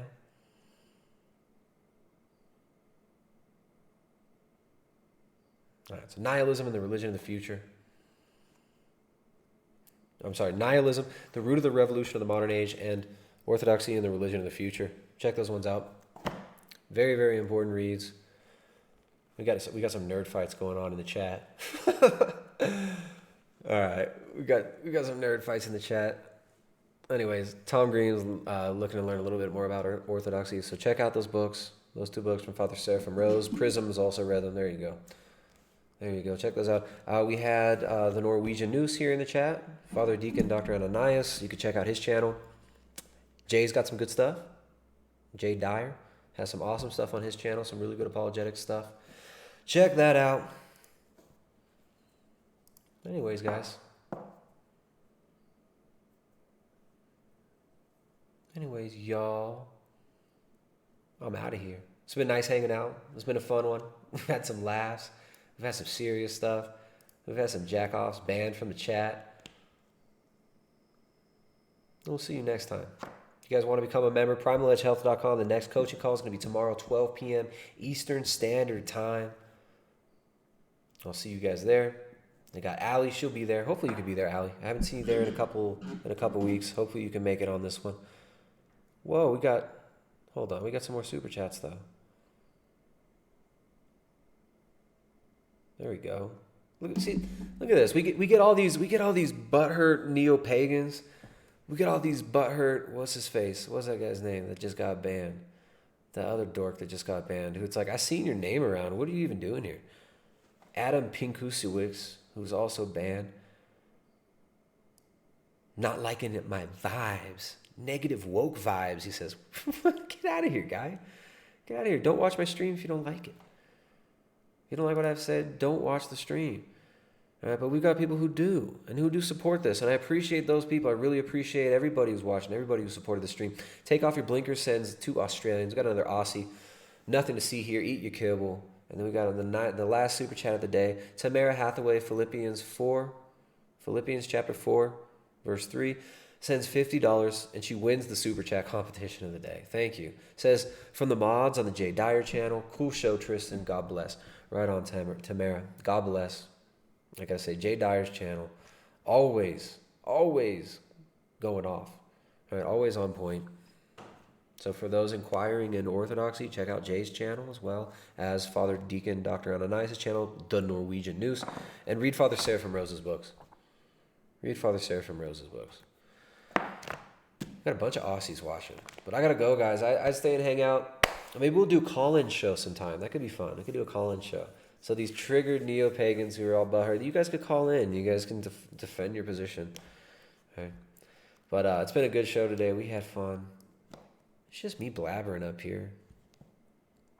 Yeah, I'm not perfect.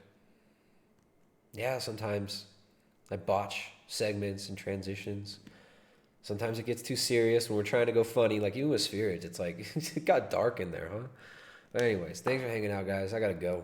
I gotta get some sleep. I'm gonna take a hot bath, drink some cold water, and get some good sleep.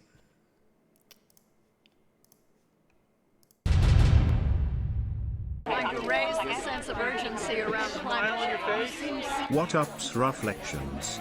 I am not a bigot. I am ready to save the planet by doing exactly what the big banks tell the TV screens to tell us to do. I feel so empowered on my #vegan journey. Join us as we chant empty slogans for #climate action written by PR firms. We need to save the earth and demand a global totalitarian technocratic government run by big finance and the Fortune 100. Our house is on fire and we need the nice grown-up government to take everyone's land and resources and ration us delicious, sustainable, nutrient-fortified vegan kibble. This is an emergency. Mommy Earth is crying so sad because she wants the mean grown-ups to give poor little 16-year-old human shield Greta her future back. Do you have anything to add to these debates about just, in particular, the idea that it's kind of too expensive to deal with climate change? I mean, the money is there. If we can save the banks, then we can save the world. I mean... Jeffrey Epstein committed suicides and was working alone. Veganism is desirable and fun and make me smile big happy on my insides. I do not hate children. I am not a science denier. I do like science. To fix the #climate crisis we need to sterilize ourselves, starve ourselves, eat babies and grandma and move to a social engineered #smart city to save the earth. There is no time to examine the inconsistencies in our claims or actions or the billions of dollars being leveraged to brainwash us into thinking we want this. We want #climate action now and a #plant-based food system of sustainable fortified kibble. We are not being used. We are truly empowered and full of energy that we are using constructively. We are so empowered and not deceived. We all share the same values, so we just need to align those values with our actions and join forces. We all want the same thing. We want to see an Earth in the next 50 years. The money is there. If we can save the banks, then we can save the world. I mean,